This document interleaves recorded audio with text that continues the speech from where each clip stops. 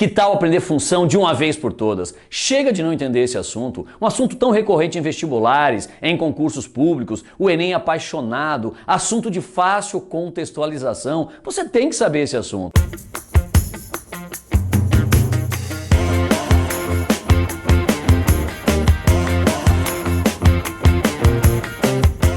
Ele falou, pode me dar um exemplo? Posso, claro que posso dar um exemplo. Quando você pega um Uber, quando chega em casa, você paga um valor para o Uber, concorda? Esse valor depende do quê? Da distância percorrida. Se o valor depende da distância, o valor está em função da distância. Olha aí, um exemplo de função que, aliás, cai corriqueiramente em vestibulares. Quer um outro exemplo? Vou te dar. O tempo que você fica pendurado no seu telefone e a conta do final do mês tem ligação? Claro que sim. Quanto mais tempo você fica, mais você paga. Claro que tem uns planos mirabolantes aí, fique ligado nesses planos, tá legal? A ideia de função é essa, e eu posso te dar aqui muitos exemplos. Eu queria que você guardasse uma coisa, é um assunto de fácil contextualização, de questões nossas do dia a dia, com certeza. Tudo bem? Então olha só, eu vou começar essa aula então com um exemplo bem simples. Nós vamos começar de maneira sutil, mas extremamente importante, tá bom? Lá vai. Digamos que eu te dei essa questão assim, ó, questão do dia a dia, você vai ver que é totalmente dia a dia. Diz assim, ó, um carro encontra-se numa rodovia a uma velocidade constante de 80 km por hora, ou seja, a cada 1 hora ele anda 80 km, a cada 1 hora ele anda 80 km. É o que está escrito ali. Continuaremos na leitura. Determine uma lei matemática, uma sentença matemática, que nos forneça a distância percorrida após um certo tempo t. A distância percorrida após um tempo. Você concorda que a distância percorrida por esse carro depende do tempo que passou? E se a distância depende do tempo, a distância está em função do tempo. E aí eu tenho uma questão de função. E a partir de agora, quando você for ler qualquer questão, você já vai ler com essa manha. Peraí, deixa eu ver. Não, essa variável depende dessa. Essa grandeza depende dessa grandeza. Ah, se depende, está em função. Então a ideia de ver função é muito tranquilo, tá? Agora, claro, eu vou dar todos os conceitos. Mas vamos fazer de novo bonitinho, tudo legal, vai. Aí eu peço exatamente o quê? Para você, uma lei aqui realmente que relacione distância com o tempo. Tá aqui meu carrinho, andando a 80 km por hora, indo para a praia com a prancha, e aí eu fiz uma tabelinha para ficar visualmente mais agradável. Por exemplo, no tempo zero. Bom, no tempo zero, o carro não andou nada, obviamente a distância percorrida é zero. Após 1 hora de viagem, ele andou o quê? 80 km, porque a velocidade é constante de 80 km por hora. A cada 1 hora, eu ando 80 km, a cada 1 hora eu ando 80 km. E se for em 2 horas? Bom, após 2 horas, se em 1 hora eu ando 80, com mais 1 hora eu ando mais 80, e 80 mais 80, 160. E se for em 2 horas e meia? Aí ele fala, daí complicou. Não, não complicou. Notem, se aqui fosse 3 horas, você ia somar mais 80. Agora você vai somar o quê? Metade de 80, vai somar quanto? 40. Erivaldo, verdade. Daqui para cá eu somei 80, aqui eu somo só metade, Erivaldo, 40, faz sentido? Tudo na matemática faz sentido. Mas eu queria te perguntar um negócio. Fiz a minha tabelinha, tá tudo legal, mas qual é a lei matemática que relaciona o d com o t? Qual é essa lei que relaciona a distância percorrida com o tempo? Ah, Erivaldo, não sei. Claro que você sabe. Quer ver? Para achar esse 80, você pensou após 1 hora 80. Após 2 horas deu 80 vezes 2, concorda comigo? Esse cara é 2 vezes 80, porque 1 hora 80 km, mais 1 hora mais 80 km, 80 mais 80, 2 vezes 80. Então você concorda que para achar o 200, eu pegaria o meu 80 e multiplicaria por 2,5. Resumindo, a minha distância percorrida é pegar o 80 e multiplicar pelo tempo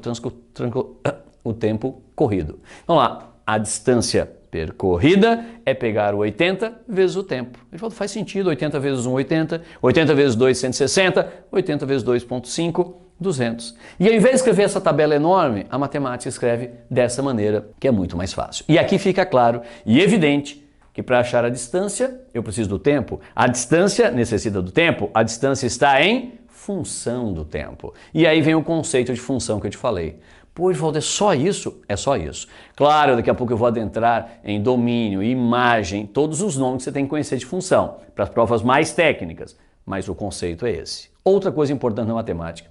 Essa lei D igual a 80t, a matemática gosta de escrever assim, ó. D de t igual a 80t. Por favor, esse D de t não é D vezes t, aquele parênteses não é uma multiplicação. Esse D de t é para dizer que a distância está em função do tempo. Então esse D de T é o próprio D. Só visualize de maneira diferente. Você vai dizer, Erivaldo, poxa, eu gosto mais assim. Para que escrever assim, Erivaldo? Para que complicar? Nossa, vocês gostam de complicar. Não, não, não. A matemática ela vem para facilitar, nunca para complicar. Guarde, matemática é uma lei universal. Então escute só. Vamos tirar o nosso carrinho daqui. E olha lá, essa linguagem, uma lei universal não, uma linguagem universal, falei besteira. É uma linguagem, também é uma lei, vai, não tem problema. Tá aqui a nossa linguagem universal. Esse D de T igual a 80T que eu tenho aqui, presta bem atenção. Por que escrever assim na matemática é mais interessante? Porque se você estiver em qualquer lugar do mundo, e aparecer isso na sua frente, e alguém pedir isso aqui, ó, você não precisa nem falar a língua daquele povo. Você sabe o que estão te pedindo. Porque se D de T é 80 vezes T, D de 2 é o quê? 80 vezes 2. O T vai ser trocado por 2. O T vai ser trocado por 2. E vai ficar aqui D de T, desculpem, D de 2 é exatamente quanto? 160. Tranquilo? Então notem, ó como é importante essa simbologia para que a gente faça o seguinte, eu escrevi D de 2, você já sabe, você tem que trocar o T por 2 e substituir aqui. Então é muito comum a gente utilizar realmente essa simbologia em detrimento daquela, mas não é errada aquela, é totalmente correto, eu só quero que você entenda que esse D de T, que isso aqui ó, é o próprio D, é a própria distância. Legal? Mais uma coisa importante. Quando chega aqui eu tenho 2 e o 160, são dois elementos, é um par. Esse par 2 e 160 eu escrevo nesse formato aqui, e isso a gente chama na matemática de um par ordenado, porque tem uma ordem. Primeiro 2, depois 160, o 2 seria desse cara aqui e o 160 desse cara aqui, tá legal? Guarde que isso eu chamo de um par ordenado, ou seja, esta lei ela forma pares ordenados. Esta lei forma pares ordenados, por isso que a matemática chama esta lei de uma lei de formação. Tudo bem, aqui eu pedi assim, determine uma lei matemática, mas o termo correto aqui em função é chamar aquilo de uma lei de formação. Tranquilo?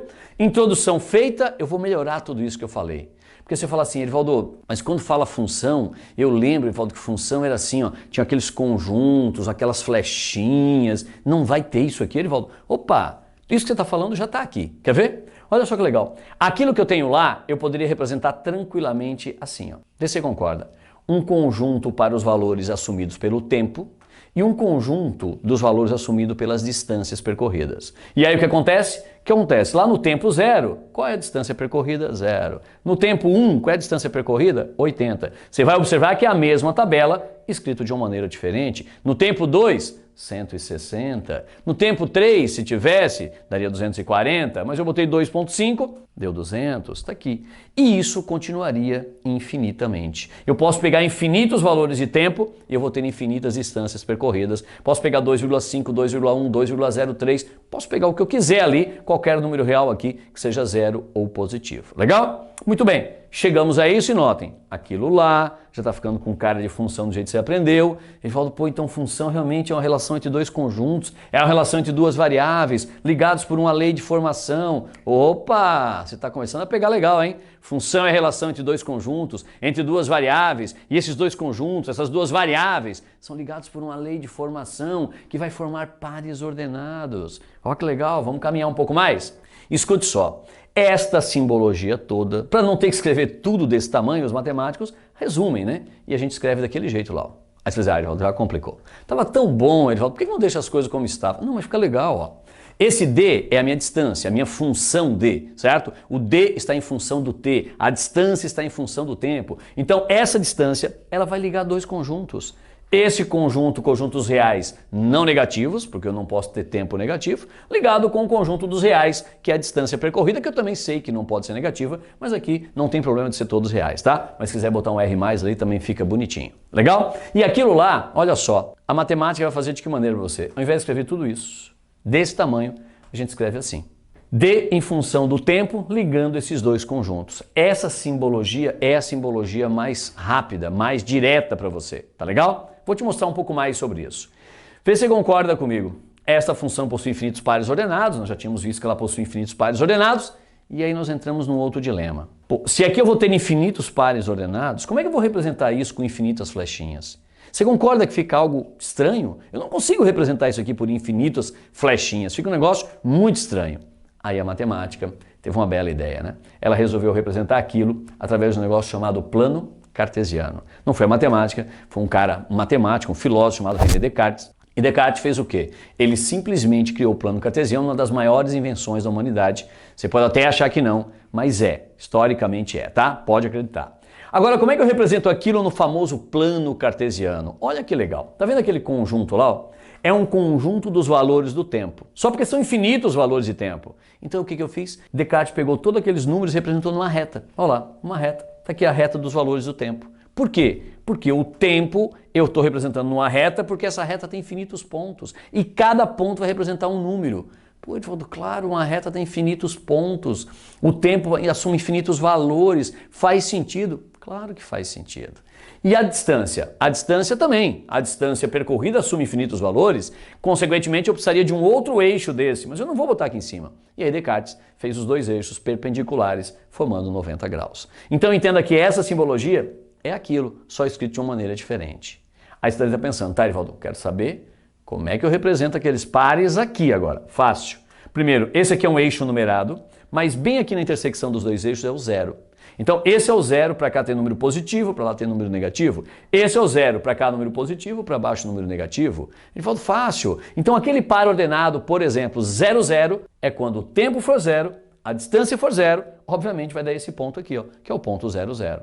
Edivaldo, faz sentido, claro. Vamos ver se você grava agora esse. E o ponto 1,80? 1 é o tempo, eu vou marcar no eixo do tempo o número 1. Se ali é 0, puxei uma unidade para aqui e marquei o número 1. Agora vou marcar o 80 lá na distância. Nesse eixo eu vou marcar o 80, suponhamos que seja ali, claro que não está em escala, obviamente, tá? É claro que assim, a gente pode fazer uma escala nesse eixo e outra escala nesse eixo, tá? Não é errado fazer isso. Edivaldo, agora liga o 1 com 80 com uma flechinha. Podia ser, mas Descartes não fez assim. Edivaldo, o que ele fez então? Não fez uma flechinha? Não. Presta atenção nisso aqui, tá? Em cima do número 1 você traça uma linha pontilhada. Em cima do 80 passa uma também. Então em cima do 1 passa uma paralela ao eixo D. Em cima do 80, uma paralela ao eixo T. E elas vão se encontrar. A hora que eu traçar essa paralela e essa paralela, elas vão se encontrar num ponto. E este ponto está dizendo o quê? Edivaldo, o ponto não diz. Sim, senhor. Vá se acostumando que os pontos falam. Esse ponto está dizendo que no tempo 1, a distância percorrida foi 80. No tempo 1, distância percorrida 80. Mais umzinho, vai. Quem seria o ponto 2, 160? Bom, 2 é tempo, vou marcar o 2. 160 é distância percorrida. Liga com a flecha? Não.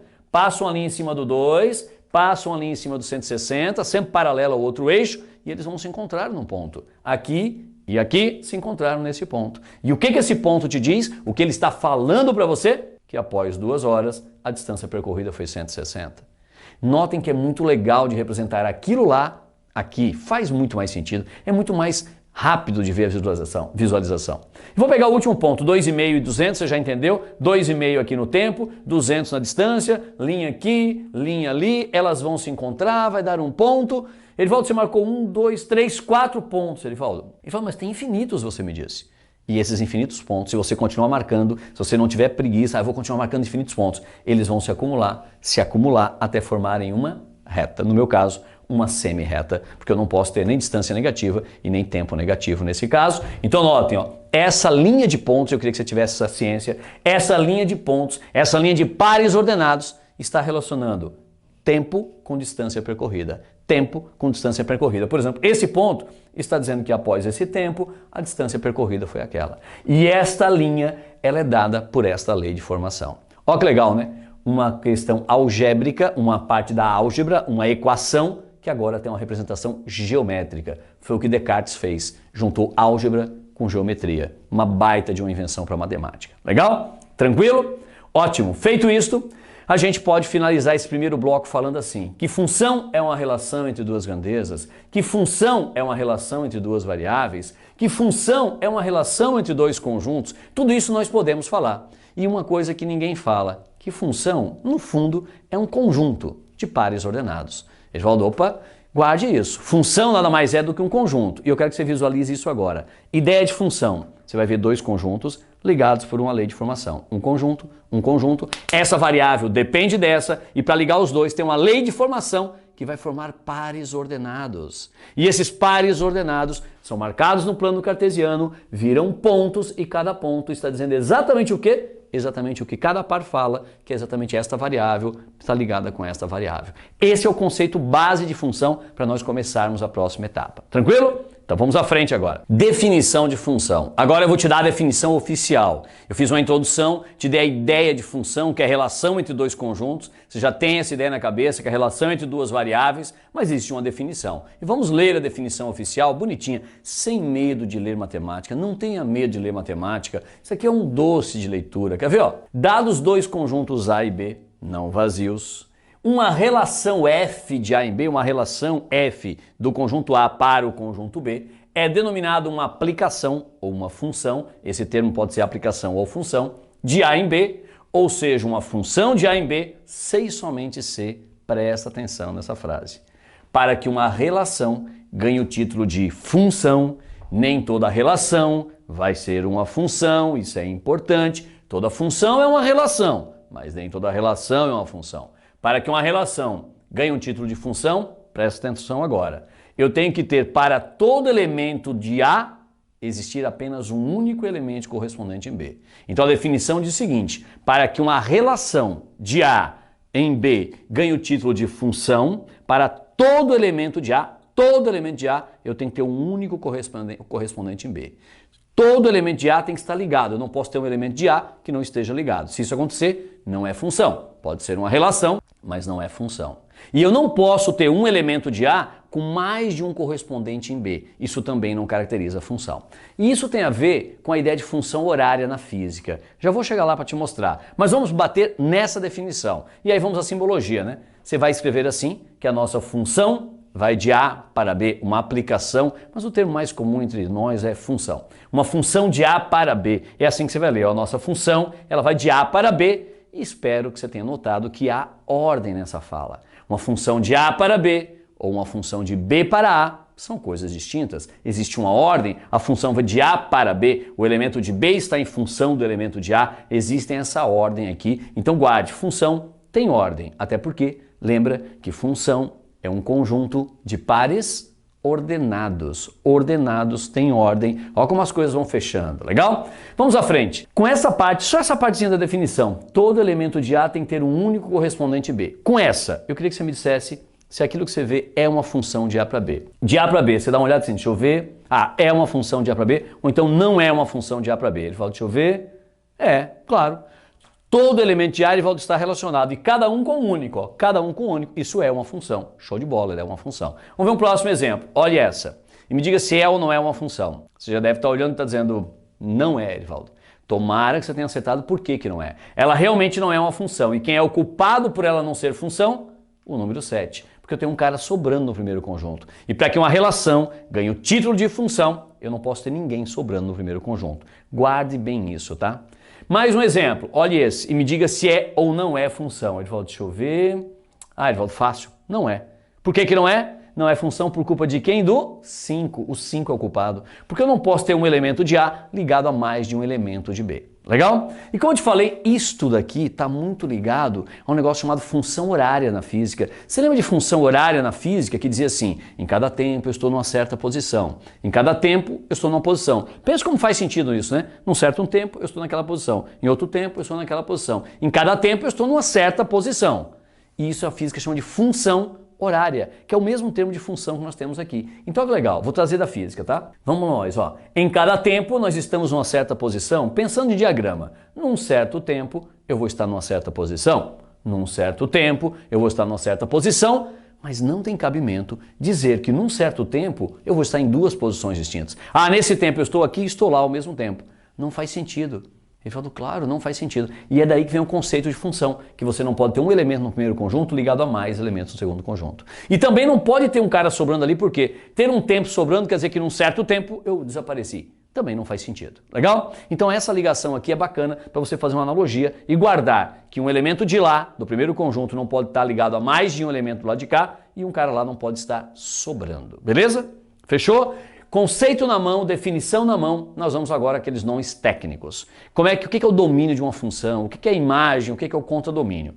São nomes técnicos, você tem que conhecer porque os vestibulares te cobram, você tem que saber esses nomes. Aí a parte técnica, mas eu queria muito deixar claro que até o presente momento, tudo que eu te falei de função, você consegue ver claramente que é algo que não é difícil de gravar, que é difícil de compreender, que não é difícil de compreender, desculpem, e que está intimamente ligado a questões do nosso dia a dia, como exemplos que eu te dei até agora. Legal? Hora de nós pegarmos conceitos técnicos que não são difíceis, são tranquilos. Peguei uma função de A para B, eis a minha função de A para B, tá claro e evidente que é a minha função de A para B, não vou nem fazer nenhum comentário contigo, né? Aqui é 1 tá ligado ao 2, o 3 no 6, o 5 no 10, esses são os meus pares ordenados, não tem problema de sobrar aqui, não pode sobrar é lá, não tem ninguém de lado A ligado a mais de um cara aqui, fechou. Quem é o domínio dessa função, você lembra?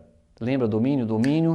Domínio é o primeiro conjunto inteiro, é o conjunto A todo. Domínio é todo o conjunto A. Guarde, tá? Se eu tenho uma função de A para B, o primeiro conjunto inteiro é domínio. Definição de domínio é todo mundo do primeiro conjunto que está ligado ao segundo. E como por definição, quando eu tenho uma função, todo mundo do primeiro conjunto tem que estar ligado, então meu domínio é o conjunto A inteiro. Quem é o meu contradomínio? O contradomínio? Segundo conjunto inteiro, fácil. Então uma função vai de A para B, A é domínio, B é contradomínio, ponto final. Ó, o B é o meu contradomínio, o meu conjunto inteiro. Agora vem a última parte, quem são as imagens? E a ideia de imagem, eu queria que você entendesse a ideia de um espelho, certo? Você está na frente do espelho, eu, a minha imagem, eu, a minha imagem. Então a ideia de imagem, o que é? É um elemento do segundo conjunto que está ligado a um elemento do primeiro conjunto. Então imagem, o que é? São os elementos do segundo conjunto que estão ligados ao primeiro. Por exemplo, o 2 está ligado no 1, o 6 no 3 e o 10 no 5. Então a minha imagem é formada por quem? 2, 6 e 10. Legal? Tranquilo? Eu tenho mais um comentário para ti. Frases que vestibulares gostam e que você tem que conhecer. Quando você tem um 1 ligado ao 2, você pode dizer, o 1 está ligado ao 2, mas você pode falar, o domínio 1 tem imagem 2. Ou a imagem 2 é imagem do domínio 1. A imagem 6 é a imagem do domínio 3, o domínio 5 tem imagem 10, esses termos são muito comuns ser utilizados. Guarde, falou em domínio é um elemento do primeiro conjunto, falou em imagem é um elemento do segundo conjunto. Elivaldo, eu notei que a imagem é um subconjunto do contradomínio. Perfeito, a imagem é um subconjunto do contradomínio. Elivaldo, mas a imagem e o contradomínio podem ser iguais. Claro, nós vamos aprender mais à frente quando a função é chamada de sobrejetora, mas isso é uma outra história. Vamos para frente? Lá vamos nós. Lembra que que função é um conjunto de pares ordenados. Função, olha que legal, é um conjunto formado por quais pares ordenados? 1, 2, 3, 6, 5, 10. Tem muita gente que nunca escreve função assim, ó, e é totalmente correto. Função é um conjunto de pares ordenados, tá? Perfeita essa definição. Legal? Vamos a mais um passo. Eu posso fazer só um brevezinho comentário? Às vezes eles vão te perguntar questões mais difíceis. Eu estou dando lá na frente. O cara te dá duas funções e pergunta se elas são iguais. Se perguntarem se duas funções são iguais, você só tem que pensar o seguinte. Cada função é um conjunto de par ordenado. Você tem que ver se esse conjunto e esse conjunto têm os mesmos pares ordenados. Se tiverem, as duas funções são iguais. Simples assim, tá bom? Vamos mais à frente? Outras representações. E aí eu queria que você ficasse muito atento, mas muito, muito atento. Nossa função até agora estava representada assim. Está corretíssimo representar por diagrama, que eu posso representar no plano cartesiano ou representar em forma de conjunto. Mas existe uma outra maneira de escrever, que é assim. Você concorda que essa função é formada de pares o quê? Ordenados. Então, genericamente, eu vou dizer que eles são pares do tipo x e y. A matemática criou essa simbologia. Então, são pares do tipo x e y. Pares, que eu não sei se você vai lembrar disso, que pertencem a isso daqui. Evaldo, pertencem a A vezes B. Não, pelo amor de Deus, não é A vezes B. Você lê como A cartesiano B. Então, ó, a minha função é formada de pares ordenados, que pertencem a A cartesiano B. Elivaldo, mas eu não sei, desculpa, o que é A cartesiano B. Sabe o que é A cartesiano B? É um conjunto formado por pares ordenados, onde o primeiro elemento é de A e o segundo é de B. Olha só, vou pegar 1 e 2, é um par, onde o primeiro elemento é de A e o segundo é de B. 1 e 6 também, então ó, 1, 2, 1, 6, 1, 10, 1, 14. Isso são pares de A cartesiano B. Depois, 3, 2, 3, 6, 3, 10, 3, 14. Também são pares de A cartesiano B. 5, 2, 5, 6, 5, 10, 5, 14. Também. Então, A cartesiano B é um conjunto de pares ordenados, onde o primeiro elemento é do conjunto A e o segundo elemento é do conjunto B. Eu pego todos os pares que eu consegui formar com o primeiro elemento de A e o segundo de B. E você há de concordar comigo que a nossa função ela é formada de alguns desses pares de A cartesiano B. Então, a nossa função é formada por pares ordenados desse tal A cartesiano B, que é um baita conjunto, mas eu só quero alguns pares. Quais pares eu quero? Aí eu tenho que informar. Elivaldo, como é que eu vou dizer quais pares? Tem uma maneira genérica de fazer? Sim. Lembrando que aqui está claro que o x pertence ao conjunto A, então ali passa a ser a casa da variável x, e que o y pertence ao conjunto B e aqui passa a ser a casa da variável y. Guarde aquilo com carinho, tá? Casa de x, casa de y. Essa barrinha, você deve lembrar da teoria de conjunto, chama tal que. Então, olha que legal. Minha função é formada por pares ordenados de A cartesiano B, mas eu tenho que dizer quais eu quero.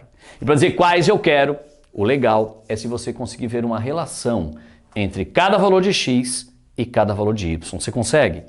1, 2, 3, 6, 5, 10. Você consegue ver uma relação ali? Ah, João, que relação é? Você consegue, se esforça, você consegue.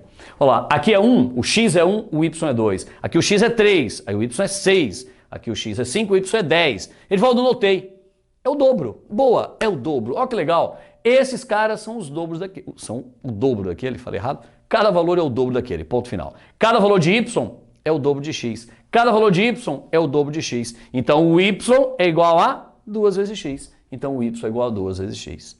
Olha que legal você ver esse monte de símbolo matemático assim, poxa, eu entendo tudo que está ali. Caramba, eu entendo o que eu estou vendo. Meu Deus, eu entendo. Olha que legal. Né? Você não vai ficar só naquilo que todo mundo sabe, você dá o próximo passo já. Minha função, vamos ler? É formada de pares ordenados. É uma verdade. Que pertencem a A cartesiano B. A cartesiano B é o conjunto de todos os pares ordenados, onde o primeiro elemento é de A e o segundo é de B. Eu consigo uma porrada de pares ordenados para formar A cartesiano B. Mais exatamente, se eu tenho 3 elementos aqui e 4 aqui, 3 vezes 4 eu consigo 12 pares ordenados. Então esse A cartesiano B é um conjunto de 12 pares ordenados. E desses 12 pares ordenados, para a minha função, eu só quero os pares onde o y é 2 vezes x, onde o y é 2 vezes x, por isso que eu escrevo assim. Pegou legal? Bacana essa simbologia. É uma simbologia que quando aparece muita gente não entende, mas agora você com certeza entende. É claro que, se você pegar a maioria dos vestibulares, a maioria das provas, eles não trazem a simbologia, eles trazem assim, ó, que a minha função vai do conjunto A para o conjunto B e o valor de y é 2 vezes o valor de x. E aí, subentende-se sempre, a não ser que alguém diga o contrário, subentende-se que primeiro o conjunto é casa de x, segundo é casa de y. Primeiro casa de x, segundo a casa de y. Sempre. Guarde isso com bastante carinho. Legal? Agora, essa simbologia, ela pode ser escrita diferente. Ela pode ser escrita assim, ó. Edivaldo, mudou, hein? Olha o que mudou. E vê se você lembra. Edivaldo, eu acho que eu tô lembrando, Edivaldo. E para quem não tá, você tá pensando, poxa, mas o cara trocou y por f de x, não entendi. Y por f de x, f porque ali é f, tá? Se fosse g, que seria g. Agora, Edivaldo, você está dizendo então que o y é igual a f de x. Eu estou dizendo que o y é igual a f de x. E sabe por quê? Você vai entender. Edivaldo, eu lembro, sempre me disseram que y é igual a f de x. Hora de entender por quê. Hora de entender. Olha aqui, com carinho. Para cada valor que eu boto para x, eu acho um valor de y. Para cada valor de x, eu acho um valor de y. Ou seja, o y, ele depende do x. O y depende do x. O y está em função do x. Fala comigo, o y está em função de x. O y está em função de x. Por isso que disseram a você que ao invés de y, bastava escrever f de x. Então olhe para esse f de x como o valor de y. Nunca veja diferente. Mas lembra que eu te falei da linguagem universal? Por que a matemática gosta mais dessa simbologia? Porque se alguém te der isso aqui e pedir para você calcular f de 3, estão dizendo para você trocar o x por 3. E se o x está sendo trocado por 3, se o x está sendo trocado por 3, eu estou querendo saber quem vai ser o y. Então você vai pegar x igual a 3 e colocar aqui, fica 2 vezes 3, que obviamente vai dar o quê? 6. E dizer que f de 3 é igual a 6, é dizer que quando x for 3, o y vale 6, que ele é o par ordenado 3 e 6, que é o que eu escrevi aqui. Tranquilo? Olhe como aqui a gente já deu um salto em simbologia, em escrita diferente, mas você entendendo cada detalhe do que está escrito. Você agora não é mais leigo, você não lê isso aqui e diz assim, meu Deus, não entendo nada, eu só faço porque me mandaram, é um monte de decoreba. Não é mais um monte de decoreba. Você está entendendo perfeitamente cada um dos itens que eu estou te mostrando. Eu estou indo no passo, bem passo a passo, calmo, mas fazendo contundente cada item, para você ficar assim, ó, craque, assim, nossa, eu sei tudo mesmo, beleza? Viramos, e aí eu já trago uma questão. Imagine que um vestibular te pergunte isso. Seja o conjunto A e o conjunto B, sejam esses dois conjuntos. Verifique se esta relação é uma função. Lembra? Nem toda relação é uma função. Vamos ler essa relação, porque agora você sabe ler matemática. A nossa relação, ela é formada de quê? Pares ordenados, que pertencem a B cartesiano A. Opa, o que é B cartesiano A? É um baita conjunto de pares ordenados, onde o primeiro elemento é de B e o segundo é de A agora. porque é B cartesiano A, o primeiro elemento é de B e o segundo é de A, ou seja, o X pertence a B e o Y pertence a A. Mas eu só quero os pares de B cartesiano A que obedecem a esta lei de formação. Edvaldo, como é que eu vou descobrir agora isso? Muito fácil. Ó que rápido. Nossa relação vai de B para A, ou a ordem, com esta lei de formação. Muito bem, vamos escrever os conjuntos então. Nossa relação vai de B, eis o conjunto B, para A, eis o conjunto A. Aí você tem que lembrar quem é a casa de X e a casa de Y, lembra? Aqui é a casa de X, aqui é a casa de Y. Então esse menos 1 que eu marquei em vermelho, ele é quem? X ou Y? Edvaldo, ele é X. Então você vem aqui na lei de formação e troca o X por 1. X igual a 1, X igual a 1, marca 1 aqui. Vamos fazer? Vai ficar Y ao quadrado, 1 menos, troquei o X por 1. Só fiz isso. Peguei X igual a 1 e eu quero ver quem é o correspondente Y de acordo com a minha lei de formação. Aí é conta, né? 1 ao quadrado é 1, 1 menos 1 é 0. E Y ao quadrado igual a 0. Quem é o número que ao quadrado vale 0? 0. Descobri que o Y vale 0. Aí eu vou ver se 0 tem nesse conjunto. Tem 0 aqui? Ele volta aqui, ó. Então pronto, eu montei o primeiro par ordenado, par 1 e 0. Pode falar, cara, fácil, muito rápido. Então vamos acelerar, vai. E se o X for menos 1 agora? Lembra que lá é a casa de X, não vai mudar nunca. Casa de X, lá vai. Se X é igual a menos 1, eu venho na minha lei de formação e troco esse X por menos 1. Ó, só o X por menos 1. Menos 1 ao quadrado, 1. 1 menos 1, 0. Opa, deu Y ao quadrado igual a 0. Então o Y vale 0. Eu já sei que tem 0 aqui, então eu vou pegar menos 1 e ligar com 0. Ele fala, mas não pode ter dois valores de X ligados ao mesmo valor de Y. Pode, não pode é um X com mais Y, não pode um domínio com mais imagem. Mas eu posso ter domínios distintos, todos indo na mesma imagem. Isso continua sendo uma função. Mas a pergunta é se a relação é uma função, eu não sei ainda. Tem mais um cara para pegar. E se o X for 0? Se o X for 0, vamos colocar na nossa lei de formação, esse X eu vou trocar por 0. Vai ficar Y ao quadrado, menos 1 e 0 ao quadrado. 0 ao quadrado é 0. 1 menos 0 é 1, vai ficar y ao quadrado igual a 1, respira, e diga quais os números que elevados ao quadrado vão gerar o número 1. Números que ao quadrado dê 1. Evaldo, números não, só tem 1. Não, tem mais de 1. 1 ao quadrado vale 1, mas menos 1 ao quadrado também vale 1. Então aqui o y pode ser o quê? Mais 1 ou menos 1. Olha que legal, hein? Quando o x for 0, o y pode ser mais 1 ou menos 1. Então vai, quando o x for 0, o y pode ser menos 1 ou o y pode ser quanto? 1. Quem são os pares da nossa relação? Os pares são 1 e 0, é um par. Quem mais? Menos 1 e 0 é outro par. Depois, 0 e 1 e 0 e menos 1. 0 e 1 e 0 e menos 1. Erivaldo, você perguntou se ela é uma função. O que você acha? É uma função? Não, né? Ela não é uma função porque eu tenho um domínio 0 com duas imagens distintas. Então essa relação ela não é uma função, mas ela é uma relação com esses pares ordenados aqui. Fechou? Tranquilo o exemplo, você já sabe determinar agora se uma relação é ou não é função. Já sabendo isso, nós podemos dar um próximo passo. Bora fazer a próxima questão. Agora vamos à nossa segunda questão, já um pouquinho melhor. A gente vai dar um passo de cada vez. Mas sei que você está compreendendo claramente função. Está claro, vendo vários conceitos. Poxa, é um assunto grande, mas eu estou entendendo, eu sei ler matemática, eu sei ler essas simbologias. Então vamos ao próximo passo. Verifique se esta relação representa uma função muito parecida com a anterior, só porque agora tem alguns detalhes. Primeiro, nossa relação é formada por pares ordenados que pertencem a reais cartesiano-reais. E aí a gente começa a trabalhar com conjuntos infinitos. Conjuntos reais têm infinitos elementos. E essa relação ela é formada de pares ordenados, onde o x é um número real e o y é um número real. Consequentemente, eu tenho infinitos pares ordenados em R cartesiano R. Legal? Mas eu quero os pares ordenados de R cartesiano R que obedeçam a esta lei de formação. Serão infinitos pares, mas não são todos os pares de R cartesiano R. São alguns que eu vou pegar que vão dar uma quantidade infinita. Comentário importante também. Esse R cartesiano R a gente escreve na matemática assim, ó. Edvaldo, R é ao quadrado. Não, pelo amor de Deus. Não fala R ao quadrado não, que as pessoas vão rir de você. Você fala R2. Esse R2 indica duas dimensões. R cartesiano R é o plano cartesiano inteiro. R cartesiano R é o plano cartesiano inteiro. Repetindo, R cartesiano R é o plano inteiro. E um plano tem duas dimensões. Eu chamo de R2 para indicar que eu estou pegando todas as duas dimensões. Então guarde, eu quero os pares ordenados que pertencem a todo o plano cartesiano. Eu quero os pares ordenados que pertencem a todo o plano cartesiano, mas que obedeçam essa lei de formação. Vamos montar do nosso jeitinho. Nossa relação vai dos reais para os reais, dada por esta lei de formação, hora de escrever o conjunto R ligado ao outro conjunto R, conjuntos reais. Vou pegar um númerozinho lá, menos 1 é um número real, espero que você lembre que os reais são todos os números basicamente que você conhece, tirando os imaginários, né, que está lá dentro do universo complexo, é outra história. Conjuntos reais, se eu pegar menos 1 é real, eu vou colocar menos 1 aqui. Lembra que aqui é a casa da variável x. Não esqueça, ó, x pertence a R, nesse caso y também. X igual a menos 1 eu coloco ali. 2 vezes menos 1, menos 2. Menos 2 com 1 vai dar menos 1. Ah, tem menos 1 aqui nos reais? Claro que tem menos 1 aqui nos reais. Eu tenho meu primeiro par ordenado. Evaldo, legal, vamos fazer mais um? Vamos fazer mais um. E se o x for zero? Bora. X igual a zero, zero é um número real, eu coloco 2 vezes 0, mais 1, vai dar 0 mais 1, que vai dar 1. 1 é real, eu tenho o par 0 e 1. E assim eu posso continuar infinitamente. Vou fazer mais um para você. Se o x for 1. Se o x for 1, coloca 1, 2 vezes 1, 2, mais 1 vai te dar 3. Eu tenho o par 1 e 3.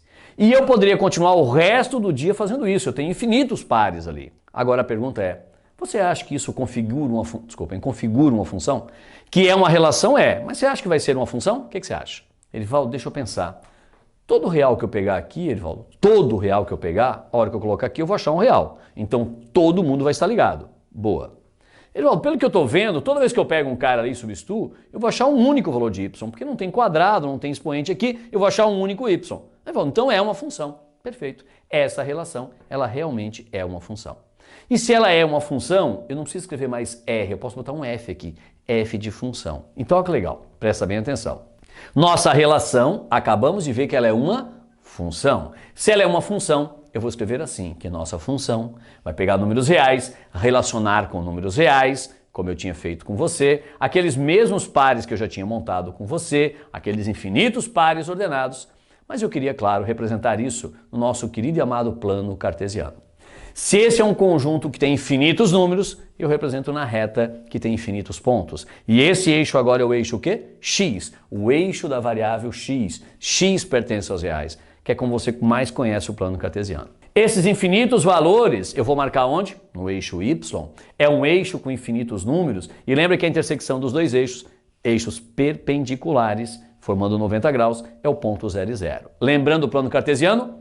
Para cá números positivos do eixo x, para lá números negativos. Para cá positivos de y, para baixo negativos de y. Quadrante, primeiro quadrante, segundo quadrante, terceiro quadrante, quarto quadrante. Você vai nesse sentido, né? Por causa do ciclo trigonométrico. Mas é uma outra história para um outro momento.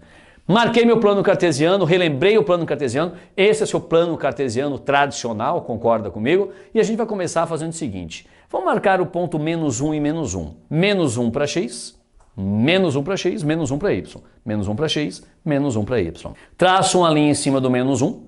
Traço uma linha em cima do menos 1 paralela ao eixo y, ó, aqui. E uma em cima do menos 1 paralela ao eixo x. Essas duas linhas elas vão se encontrar e onde elas se encontram eu tenho um ponto. E o que esse par ordenado está dizendo?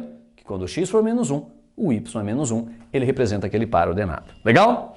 Antes de fazer o próximo ponto, eu queria brincar com você. Digamos que eu pegue um ponto aqui, ó. Presta atenção. É tudo virtual agora. Peguei esse ponto aqui, esse ponto tem duas coordenadas. Se eu pegar esse ponto e aproximar do eixo y, você concorda que o x diminui? Ó, eu tenho um ponto, para esse ponto tem um x. Se eu pegar o ponto e caminhar em relação ao eixo y, se eu me aproximar do eixo y, o que acontece? Vai, vamos lá. Ó. Se eu me aproximar do eixo y, o valor de x aqui, ó, ele está se diminuindo, diminuindo, diminuindo. Quanto mais próximo do eixo y, o x vai ficando cada vez mais próximo de 0. Por isso que toda vez que um ponto está em cima do eixo y, o x vale 0. E toda vez que um ponto estiver em cima do eixo x, o y vale 0. Repetindo, se um ponto está em cima do eixo y, é porque o x vale 0. Se um ponto está em cima do eixo x, é porque o y vale 0. Muito importante isso aqui, tá? Hora de marcarmos o ponto 0 e 1. Bom, se o x é 0, não tem nem discussão. Se o x é 0, o ponto está em cima do eixo y. Mas se você quisesse traçar uma linha em cima do 0 do x e em cima do 1 do y, 0 do x, 1 do y, vai dar exatamente esse ponto aqui. Mas repetindo, se o x é 0, o ponto está em cima do eixo y, em cima do número 1 nesse caso. Próximo ponto 1 e 3. Se o x for 1, o y é 3, linha em cima do 1, linha em cima do 3, eles vão se encontrar num ponto, eu tenho aqueles 3 pontos marcados. Mas nós sabemos que nós temos infinitos pontos a serem marcados, e se eu marcar esses infinitos pontos, eles vão se acumular, adivinha, formando uma reta. Ah, então sempre forma uma reta. Depende desta lei de formação. Cada lei de formação gera um gráfico diferente. Cada álgebra tem uma geometria diferente, né? Não esquece, Descartes fez a junção da álgebra com a geometria, como eu te falei. Essa reta, esse conjunto de pares ordenados, esse conjunto de pontos, obedece à lei y igual a 2x mais 1, que nós podemos escrever como f de x igual a 2x mais 1. É uma função e tem uma representação geométrica que cai demais nos vestibulares. Mas o legal é que agora você sabe de onde é que vem tudo, né? No fundo é uma relação entre dois conjuntos. Só porque ao invés de escrever os conjuntos assim, com bolinhas, por diagramas e com flechinhas, eu represento no plano cartesiano. Esse eixo sempre está representando o primeiro conjunto e esse eixo representando o segundo conjunto. E cada pontinho desse está ligando os dois conjuntos, montando o par ordenado. Legal? Vou te falar um negócio agora que eu chamo de muito importante. Parece uma brincadeira, mas não é. É muito, muito, muito sério. Toda vez que te derem um gráfico, ou que você construir um gráfico, guarde isso. É muito importante você saber conversar com os pontos. Vai dizer, Edivaldo, oi? Você vai conversar com os pontos, você vai bater um papo com os pontos. Edivaldo, você tem problemas. Se você quer aprender matemática, é bom que você tenha alguns probleminhas também, tá? Senão não rola, tá? Você tem que ter um pouquinho de viagem, você tem que se permitir, se deixar seu cérebro mais livre, sabe? Pô, vou me permitir, cara, vou me permitir aprender as coisas. Vambora, então. Converse com os pontos. Qual é o problema de conversar com os pontos? Vamos lá? Edivaldo, como assim? Olha que legal. Tá vendo aquele ponto em azul? Você vai bater um papo com aquele ponto. Edivaldo, o que eu vou falar com aquele ponto? Se você não quer falar, você só escuta, porque ele fala pra você. Esse ponto está dizendo o que para você? Vamos ver se você consegue entender a loucura que eu quero. Esse ponto azul está dizendo que quando x for... Completa a frase. Aquele ponto azul está dizendo que quando x for... Quando x for 1. Boa. O y vai ser quanto? O y vai ser... o y vai ser 3. X igual a 1, y igual a 3. Você concorda que o ponto está dizendo isso? Ele fala, fácil essa conversa. Mas vamos continuar. Esse ponto também está dizendo que quando o domínio for... Opa, ele fala, peraí, deixa eu pensar. Você vai acertar. Quando o domínio for... 1, boa. A imagem vai ser quanto? A imagem, Edivaldo, a imagem vai ser 3. Edivaldo, claro, né? X igual a 1, y igual a 3. Lembra dos conjuntos? X igual a 1, y igual a 3. Domínio 1, imagem 3. Então notem, esse ponto ele te diz tudo isso. Que quando o x é 1, o y é 3. Que o domínio 1 tem imagem 3. Mas esse ponto diz mais. Ele diz que f de... Não fala x, não fala x. F de... Edivaldo, já falei x. Tira. F de... Esse ponto está dizendo que f de 1 vale 3. Quando o x for 1, o y vale 3. Isso aqui você tem que entender muito bem. Ó. Se alguém fala que f de 1 é igual a 3, está dizendo para ti que quando x for 1, o y é 3. Que o domínio 1 tem imagem 3. E é claro que este ponto ele diz que ele é o par ordenado quem e quem? 1 e 3. Legal? Então assim, ó, guarde com muito carinho isso. Essa ideia de conversar com os pontos é fenomenal nessa área de função. Toda a parte de geometria analítica também, você tem que olhar um ponto, pô, o que esse ponto está me dizendo? Ele está me dizendo isso, isso, isso. Mas em função é essência pra gente, tá? Guarde com carinho tudo isso, ó. Toda vez que você vê um ponto, você vai falar tudo isso que eu escrevi aqui, ó. Passe a criar esse hábito aqui. Legal? Muito bem. Hora de fazermos uma outra questão. E aí, eu já trouxe uma questão um pouquinho mais robusta agora, tá? Agora nós já vamos dando passos maiores, mas sem medo, quer ver? Vamos lá. Diz assim, ó, no Universidade Federal de Juiz de Fora, aí, né? Fala assim, no plano cartesiano abaixo, vai ter um plano aqui, tá? Está representado o gráfico de uma função que vai desse conjunto para esse. E aí você tem que resgatar um negócio chamado intervalo numérico. Esta função vai do intervalo fechado de menos 3 a 8 fechado. Intervalo de menos 3 até 8 é você imaginar a reta real, pegar do menos 3 ao 8 todos os infinitos números que tem ali dentro. Então isso é um conjunto que está pegando todos os números reais de menos 3 até 8. Aquele intervalo inteiro é o primeiro conjunto. Já o contradomínio vai de menos 2 a 7. É um intervalo fechado de menos 2 a 7. Você entende por que eu representei assim e assim, né? Aqui é a casa de x, já estou imaginando o eixo x. Aqui é a casa de y, já estou imaginando o eixo y. Legal? Então nossa função relaciona esse conjunto com esse conjunto. É como se fosse o conjunto A e o conjunto B. Legal? No qual os pontos pretos destacados são os pontos em que o gráfico passa sobre a malha. Então, olha lá. Tem um desenho aqui e cada pontinho preto é o cruzamento da malha, foi isso que ele falou. Cada pontinho preto é o cruzamento da malha. Legal? Baseado nisso vem a pergunta, se K é igual a f de menos 3 mais f de menos 1 mais f de 3 menos f de 4 mais f de 5, se o K vale tudo isso, se o K é esta soma, a pergunta é, qual é o valor de x para que f de x seja igual a K? Meu Deus, Edivaldo, e aí? Fácil. O que nós vamos fazer?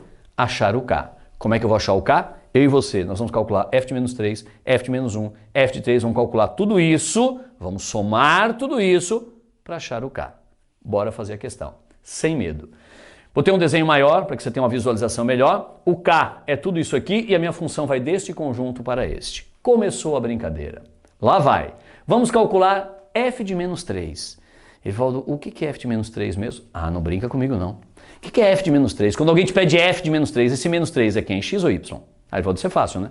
Se é f de menos 3, esse cara é x. Então tá. Ele quer saber o seguinte, se o x é menos 3, quem é o y? Entenda que função é uma relação basicamente entre x e y, entre duas variáveis. Se alguém te dá o x, é porque estão te pedindo o y. E se te derem o y, estão pedindo o x. São só duas variáveiszinhas. Então se alguém te pede f de menos 3, pelo amor de Deus, esse menos 3 é x. E se x é menos 3, eu estou pedindo o y. Eu estou te perguntando, olha, quando x for menos 3, quem vai ser o y? Evaldo, e como é que eu vou achar se eu não tenho a lei de formação? Mas se você tem o gráfico, o cara te deu o gráfico.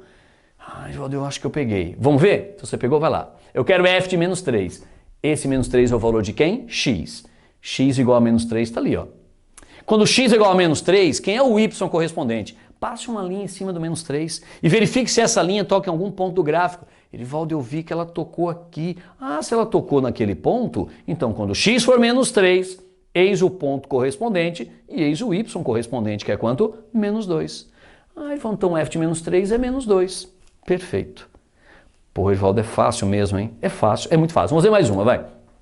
F de menos 1, vai. O x agora é menos 1, vai. X igual a menos 1 tá aqui, ó. Tá aqui x igual a menos 1. Pega a linha em cima do menos 1 e vai. Olha a linha em cima do menos 1. Onde é que essa linha toca no gráfico? Você tá vendo? Quando x é igual a menos 1, opa, tá ali o ponto. Então vai, quando x é menos 1, o y vale quanto? 3. Se vale 3, então f de menos 1 vai te dar 3. Tranquilo? Fechou? Por favor, aqui né, tem uma linha pontilhada, parece menos 3, mas não é 3, né? Tá na parte positiva, deixa o y, não brinca não, tá? Depois, f de 3. F de 3. X é 3, capricha nessa. X é 3, eis o x igual a 3. Traça a linha pontilhada em cima do 3 e me diga se ele toca em algum ponto do gráfico. Você tá vendo? Evaldo, eu tô vendo que ele toca em 2. Não. Ele toca em um só. Evaldo toca em 2. Não, toca em um só. Quando x é 3, vai, ele toca naquele ponto, porque aqui a bolinha é aberta. Então, quando x é 3, o y vale quanto lá? 7. Então, f de 3 é igual a 7. Legal? Ele tá indo tranquilo, ele tô craque. Então, vamos embora. F de 4, quando x é 4, tá aqui o 4, ó. X é 4, passa a linha, aqui não pega em ponto, mas aqui pega no ponto. Então, quando x é 4, eis o ponto, eis o y, que vale 4. F de 4 é igual a 4. E para fechar, deixa eu ver, tem mais uma f de 5. F de 5, quando x é 5, eis o 5. F de 5, x é 5, ponto aqui, y lá, vale 2. Quando x é 5, y é 2, f de 5 é igual a 2. F de 5 é igual a 2. Dizer que f de 5 é igual a 2 é dizer que quando x é 5, o y é 2. Legal? Acabou, né? Eu tenho que achar o k. Quem é o k? É a soma de tudo isso. E se é a soma de tudo isso, o k vai ser menos 2, somado com 3, somado com 7, somado com 4, somado com 2. Se você somar todo mundo, ó, menos 2 que eu peguei, vou somar com 3, vou somar com 7, vou somar com 4, somar não, desculpem, subtrair, né? Porque o f de 4 deu 4 e tem um menos aqui, e vou somar com 5, com f de 5 que vale 2. Legal? Eu só estou somando os valores do f de menos 3, do f de menos 1, do f de 3, do f de 4 e do f de 5, somando e subtraindo de acordo com o que diz o texto aqui. Essa continha, por favor, pode fazer em casa, o teu k deu 6. Ah, Evaldo, a resposta é 6. Não, o k deu 6. Vou repetir, o k deu 6. Olha para cá agora. Se o k deu 6, qual é a pergunta do texto? Qual é o valor de x, tal que f de x é igual a k? Pô, não erra essa interpretação agora, é hora de matar, é hora de matar. Eu quero x quando f de x for igual a k. Mas o k nós descobrimos, o k vale 6. Então a pergunta agora qual é? Quem é o x quando f de x for 6? Por favor, função é relação entre duas variáveis. Se te dão o x, querem o y. Se te dão o y, querem o x. É sempre essa brincadeirinha. Pelo amor de Deus, se eu quero o x, eu estou te dando quem? Eu estou te dando o y. Não, Evaldo, você está dando f de x igual a 6. F de x é o y, lembra disso? O y é igual a f de x. Lembra lá da relaçãozinha vermelha que eu fiz? O y é igual a f de x. Então eu estou te perguntando o quê? Vai, se o y for 6, quem é o x? Se o y for 6, quem é o x? Peraí. Se o y é 6, se o y é 6, quem é o x? Aí você traça uma linha aqui e vê algum ponto. Se eu for para lá, não pego em nenhum ponto do gráfico. Quando eu venho para cá, eu pego num ponto. Então, quando o y é 6, o x vai dar quanto? Exatamente 1. Então, quer dizer que o x vale 1. Então, olha lá, f de 1 igual a 6. Quando o x é 1, o y é 6, então minha resposta é que o x vai ser 1. Tranquilo? A pergunta era quem era o x para que o y dê 6. Quem é o x para que o y dê 6? Quando o x for 1, o y vale 6, por isso o gabarito 1. X é igual a 1 para que o y dê 6. Pegou? Questão legal, né? Questão bacana, para você ter uma interpretação gráfica, algo muito importante na matemática. O Enem gosta muito disso e qualquer vestibular gosta. Você olhar, entender o que é f de 3, o que é f de 4, entender basicamente, não esqueça disso, que função é relação entre duas variáveis. Guarde isso. Se te dão o x, estão te pedindo o y. Se te dão o y ou te dão f de x, que é a mesma coisa que y, estão pedindo o x. Show? Fechamos esse bloco. Mais uma questãozinha que foi, vamos para a próxima. Agora vamos a uma questão do Enem, uma questão muito legal do Enem, uma questão de interpretação gráfica que é muito frequente no Enem. Vamos dar uma lida na questão, diz assim, ó. Num dia de tempestade, a alteração na profundidade de um rio num determinado local foi registrada durante um período de 4 horas. Vou registrar isso. Então, durante 4 horas foi registrada a profundidade de um certo rio num certo local. Até aqui, só essa parte nos interessa. Continua a leitura. Os resultados estão indicados em um gráfico de linhas. Ele vai te mostrar um gráfico agora daqui a pouco. Nele, a profundidade H, registrada às 13 horas, não foi anotada. E a partir de H, cada unidade sobre o eixo vertical representa 1 metro. Opa, aqui tem bastante informação interessante. Eu vou grifar tudo. E você estaria grifando para depois, naquele momento de voltar à questão, fazer aquela leitura rápida, olhando só o que você grifou. Sempre uma estratégia muito boa essa para o Enem. Legal? Muito bem. O que eu sei então? Eu sei que às 13 horas foi medida a profundidade, mas não foi anotada. Chamaram de H. Pelo menos aqui está chamando de H. E tem um gráfico que diz que a cada linha vertical que você sobe, você está andando 1 metro. É o que tem de registro aqui. Hora de nós vermos então esse gráfico realmente para entender melhor a questão. Foi informado que entre 15 horas e 16 horas, a profundidade do rio diminuiu em 10%. Informação relevante, com certeza. Às 16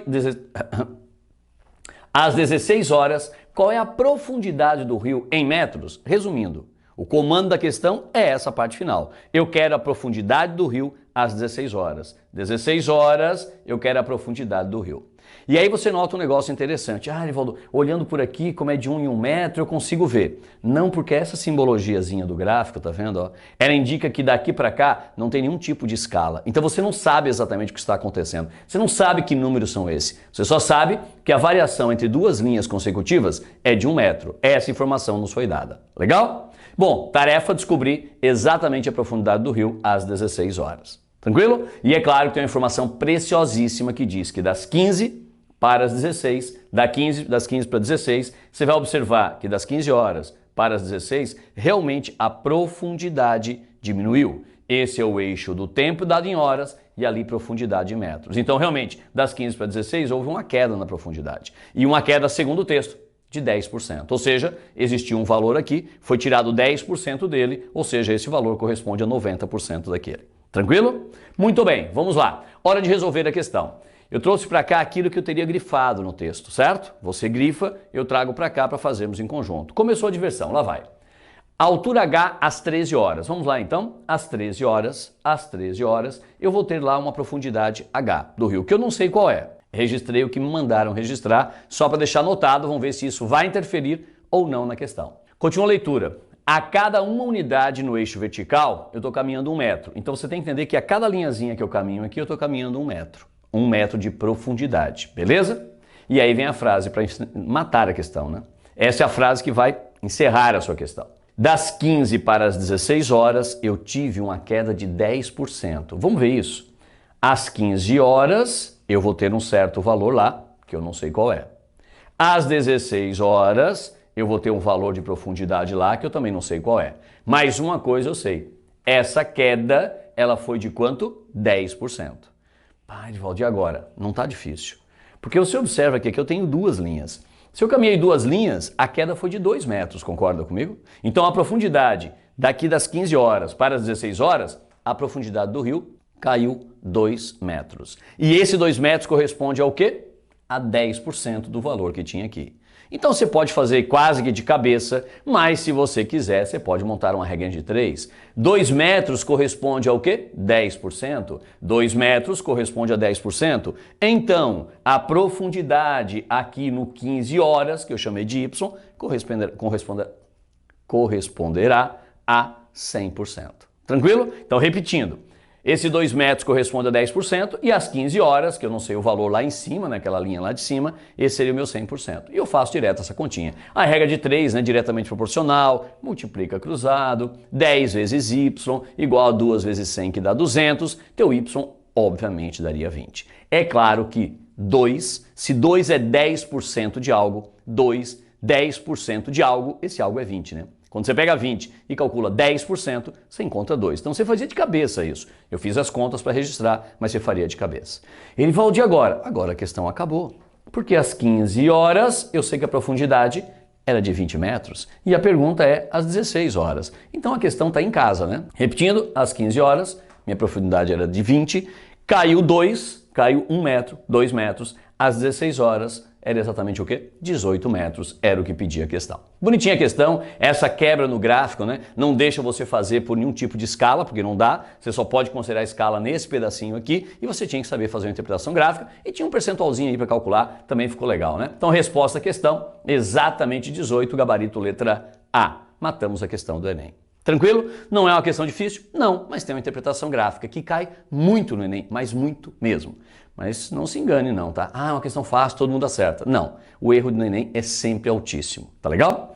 Vamos lá, hora de nós fazermos agora uma questão bem técnica. Eu vou entrar numa parte agora bem técnica. Eu fui para uma parte mais contextualizada, agora voltamos para uma parte mais técnica que vários vestibulares do país cobram. Por exemplo, a pergunta é, qual dos gráficos abaixo, eu vou te apresentar vários, pode representar uma função dada deste intervalo para esse? Já falamos sobre isso, vou repetir.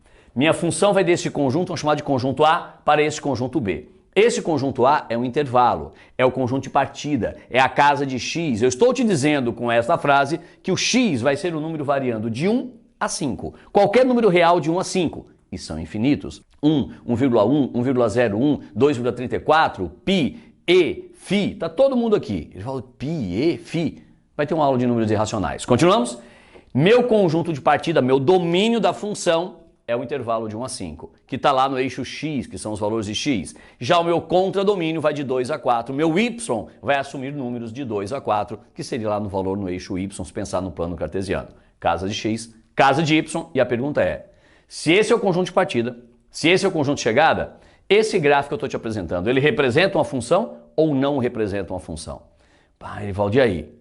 Bom, tem gente que tem um macete e já faz direto pelo macete. Eu quero primeiro que você entenda esse macete. Para quem faz? Se você faz pelo macete, você vai entender agora por que você faz do jeito que você sempre fez. E eu vou corrigir um errinho que tem aí que é clássico. Se você não conhece nada de macete, vamos aprender. Olha que legal. Vou pegar aquele pontinho vermelho, é um dos pontos da minha curva azul, é um dos pontos da minha relação. Não esquece que esses pontos são pares ordenados e uma relação é um conjunto de pares ordenados. E uma relação, ela pode ser uma função? Sim. Uma relação, ela pode ser uma função quando? Quando eu não tenho um domínio com mais de uma imagem e quando eu não tenho um cara sobrando no primeiro conjunto. Esses são os cuidados que eu tenho que ter para que uma relação ganhe o título de função. Beleza? Então vamos lá. Esse ponto aqui tem duas coordenadas. Ele tem uma coordenada no eixo x, eu não sei quem é, mas está no meu domínio de 1 a 5, vou chamar de A. Beleza? Para esse ponto eu tenho uma coordenada no eixo y, não sei quem é, mas está no meu contradomínio de 2 a 4, eu vou chamar de B. Tranquilo? Notem, é um ponto realmente que relaciona esses dois conjuntos. Vou continuar contigo. Se você pegar aquele ponto ali, eu peguei exatamente alinhado com esse outro. Esses dois pontos estão alinhados? Sim. Se estão alinhados, a coordenada do eixo x é a mesma, é A.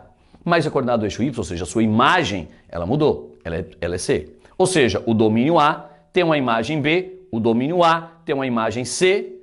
Você já se tocou, mas eu vou fazer de conta que não estou vendo, vou pegar mais um ponto ainda. Eu não precisava, mas vou pegar. Suponha que esse ponto também esteja alinhado. Então esse ponto também tem domínio A.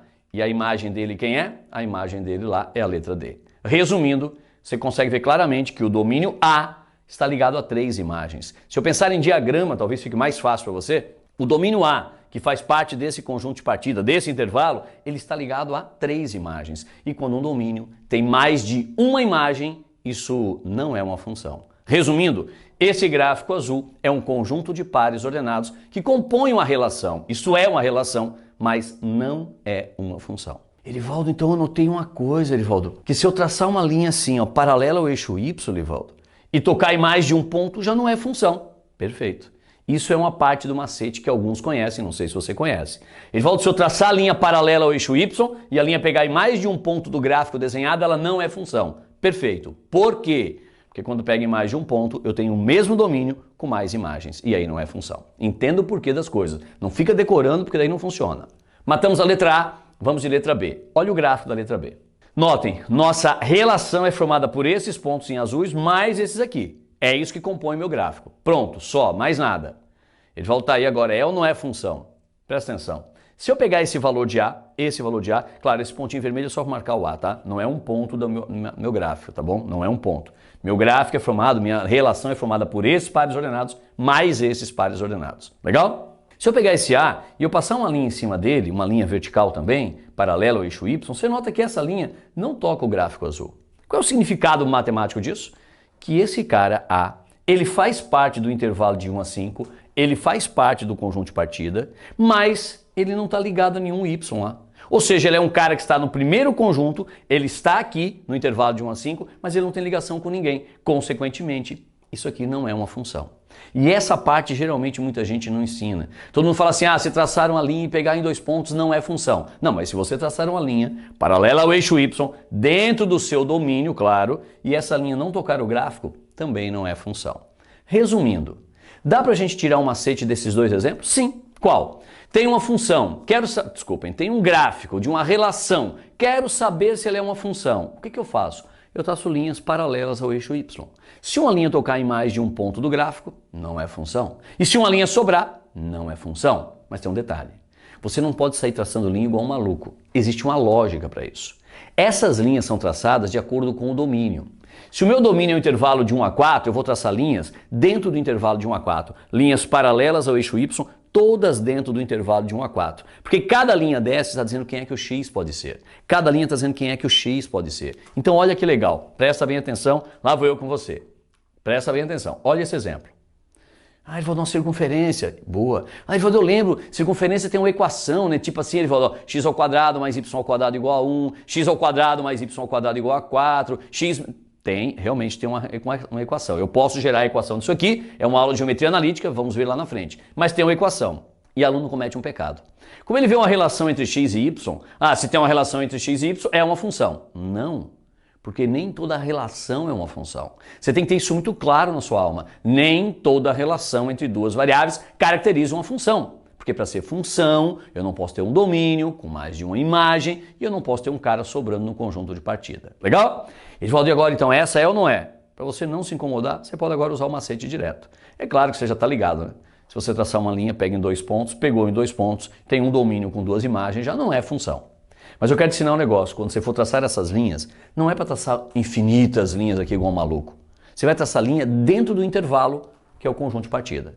Meu conjunto de partida, ele vai de 1 a 5. Então, os valores que x pode assumir são de 1 a 5. Então, eu vou traçar linhas exatamente de onde é que o x pode ir. O x pode ir de 1 até 5. Então, se eu traçar a linha de 1 até 5, eu tenho exatamente essa simbologia. Não traço para lá e para cá, porque o x não pode ser inferior a 1 e não pode ser superior a 5. Ele fala, entendi, ele vai ficar tranquilo. Eu já sei, eu vou traçar linhas paralelas ao eixo y para facilitar a minha vida, mas eu vou sempre fazer isso de acordo com o domínio. Show!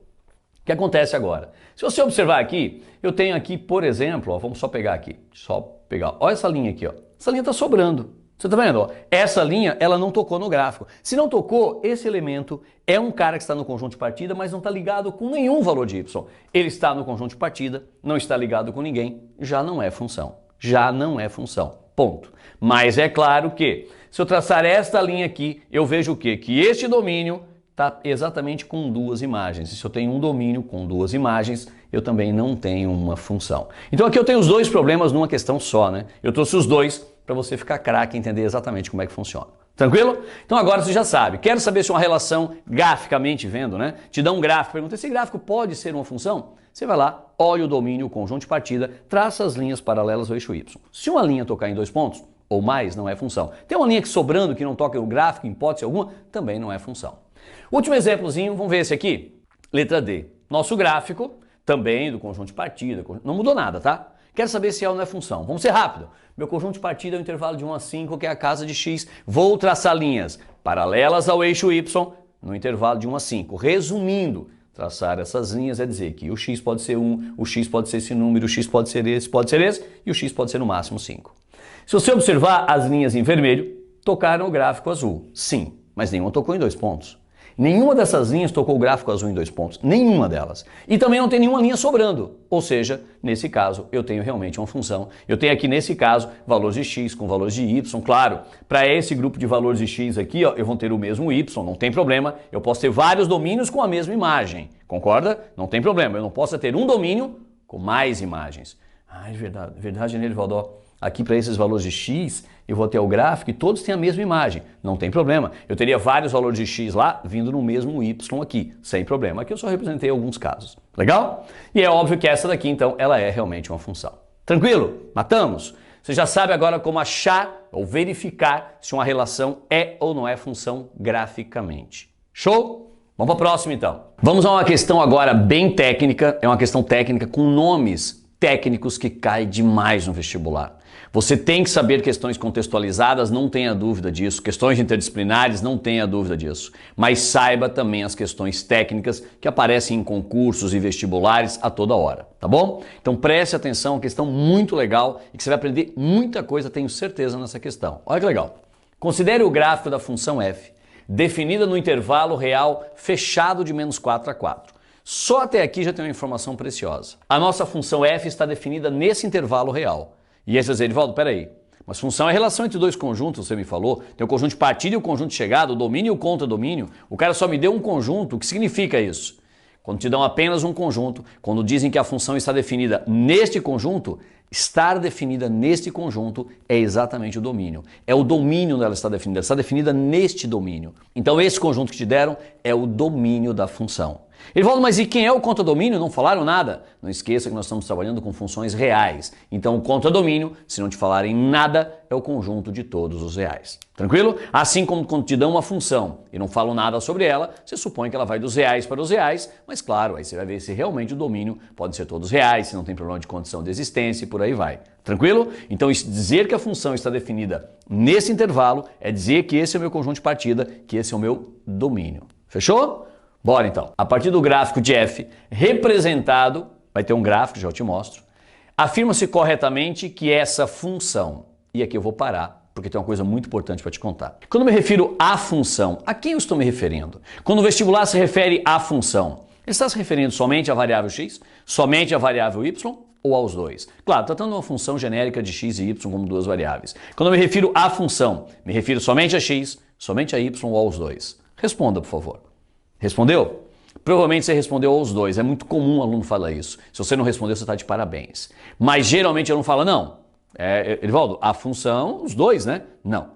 Quando eu me refiro à função, eu estou me referindo somente à variável y, que é a variável que na sua expressão, na sua lei de formação, ela está isolada. O y depende do x, o y está em função de x. Então quando alguém fala assim para você, qual é o maior valor assumido por esta função? Quando alguém pede o maior valor assumido pela função, eles querem o maior valor de y.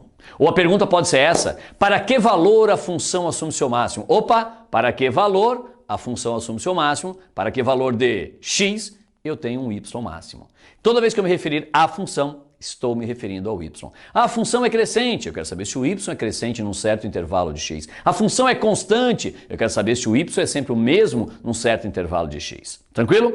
Só o enunciado já te trouxe informações preciosas que seus concorrentes não sabem. Pode apostar, eles não sabem disso, tá? Esse item que eu te falei, estar definido naquele intervalo, ali é meu domínio, e falar da função, se referir à função, é se referir ao y. Legal? Muito bem. Gráficos aqui, depois eu bato um papo contigo com o gráfico, não se estresse ainda olhando para ele vai aumentar e vem as alternativas. Na letra A, eu estou dizendo que esta função não possui raízes reais, já te explico o que é isso. Letra B, que a função é constante nesse intervalo, já te explico. Letra C, que esta função é crescente em todo esse intervalo. E na letra D, que esta função tem como conjunto imagem esse intervalo. Eu vou analisar cada uma delas com você e mesmo a hora que eu achar qual é a correta, eu vou falar das 4. Eu vou falar dos 4 itens porque tem muita coisa legal para te contar aqui, muita. E você vai aprender a dizer, poxa, como eu estou sabendo, como eu estou bom nisso aí. Vamos começar então? Considere o gráfico da função, agora o gráfico está maior, está mais visível para você. Esse gráfico foi definido no intervalo de menos 4 a 4, olha lá, o x de menos 4 a 4. Realmente esse é o meu domínio, concorda comigo? Está aqui, tranquilo? E aí vem, obviamente, as alternativas. E a letra A diz assim, esta função ela não possui raízes reais. Edivaldo, pô, eu não lembro se você falou que é raiz. Não falei, falo agora. Sabe o que é a raiz de uma função? Olha que simples. A raiz de uma função é o valor de x que zera o y. Raiz de uma função, o valor de x que zera o y. Peraí. Se é o valor de x que zera o y, capricha agora. É o valor de x que zera a função. Porque falar que zera o y, zera a função. Edivaldo, claro. Então, Edivaldo, então a raiz é o cara que zera a função. Sim, por isso que disseram a você que você pode chamar de raiz ou zero da função. Edivaldo, caramba, faz todo sentido do mundo. Claro que faz. O que é zero da função? É o cara que vai zerar a função. Quando a gente pede, acha o zero da função, eu quero o valor de x, que vai fazer com que o y fique igual a zero. Fechou? Mais um comentário. Se raiz é o valor de x que faz o y dar zero, eu tenho um par ordenado onde existe um x, mas o y é zero. Se o y é zero, um par ordenado onde o y é zero, já te falei. Se o y é zero, é um ponto do eixo x. Então verificar a raiz em um gráfico é só verificar se em algum momento o gráfico bate no eixo x. Quando o gráfico bate no eixo x, ali o y é zero, ali existe um valor de x que zerou o y, ali eu tenho uma raiz da função. Legal? Então olhe para cá. Se você olhar o nosso gráfico, vamos olhar, esse gráfico que você está vendo, em algum momento ele tocou o eixo x? Sim, ele tocou em cima do menos 4 e tocou em cima do um pouquinho depois do 1 aqui, né? Então, notem, o menos 4 é uma raiz, o menos 4 é um valor de x que zera o y? Sim, então menos 4 é uma raiz, é um zero da função. E esse número aqui também, com certeza, também é uma raiz real, ali eu tenho outra raiz real, e a letra A fala que eu não possuo raízes reais. E fala, e por que esse cara é uma raiz real? Porque isso é um eixo chamado eixo dos números reais, lembra? Então é claro que é uma raiz real. Fechou? Então olha que legal. Raiz você já sabe o que é. Raiz é o valor de x que zera o y. Raiz é o zero da função, é o cara que zera a função. Zerar a função é zerar o y. Olha quanto nome técnico você está aprendendo aqui. E mais um comentário. Graficamente, te deram um gráfico e perguntam, tem raízes? Você vê se o gráfico tocar no eixo x, onde bate no eixo x, aquele valor de x que zerou o y é a raiz da função. Legal? Letra A, então, obviamente é falsa, né? Incorreto esse item. E olha a explicação legal que eu te dei só para esse item. Próximo. Letra B. A função é constante, lembra que é a função. A função é constante nesse intervalo. Aí você tem que interpretar isso.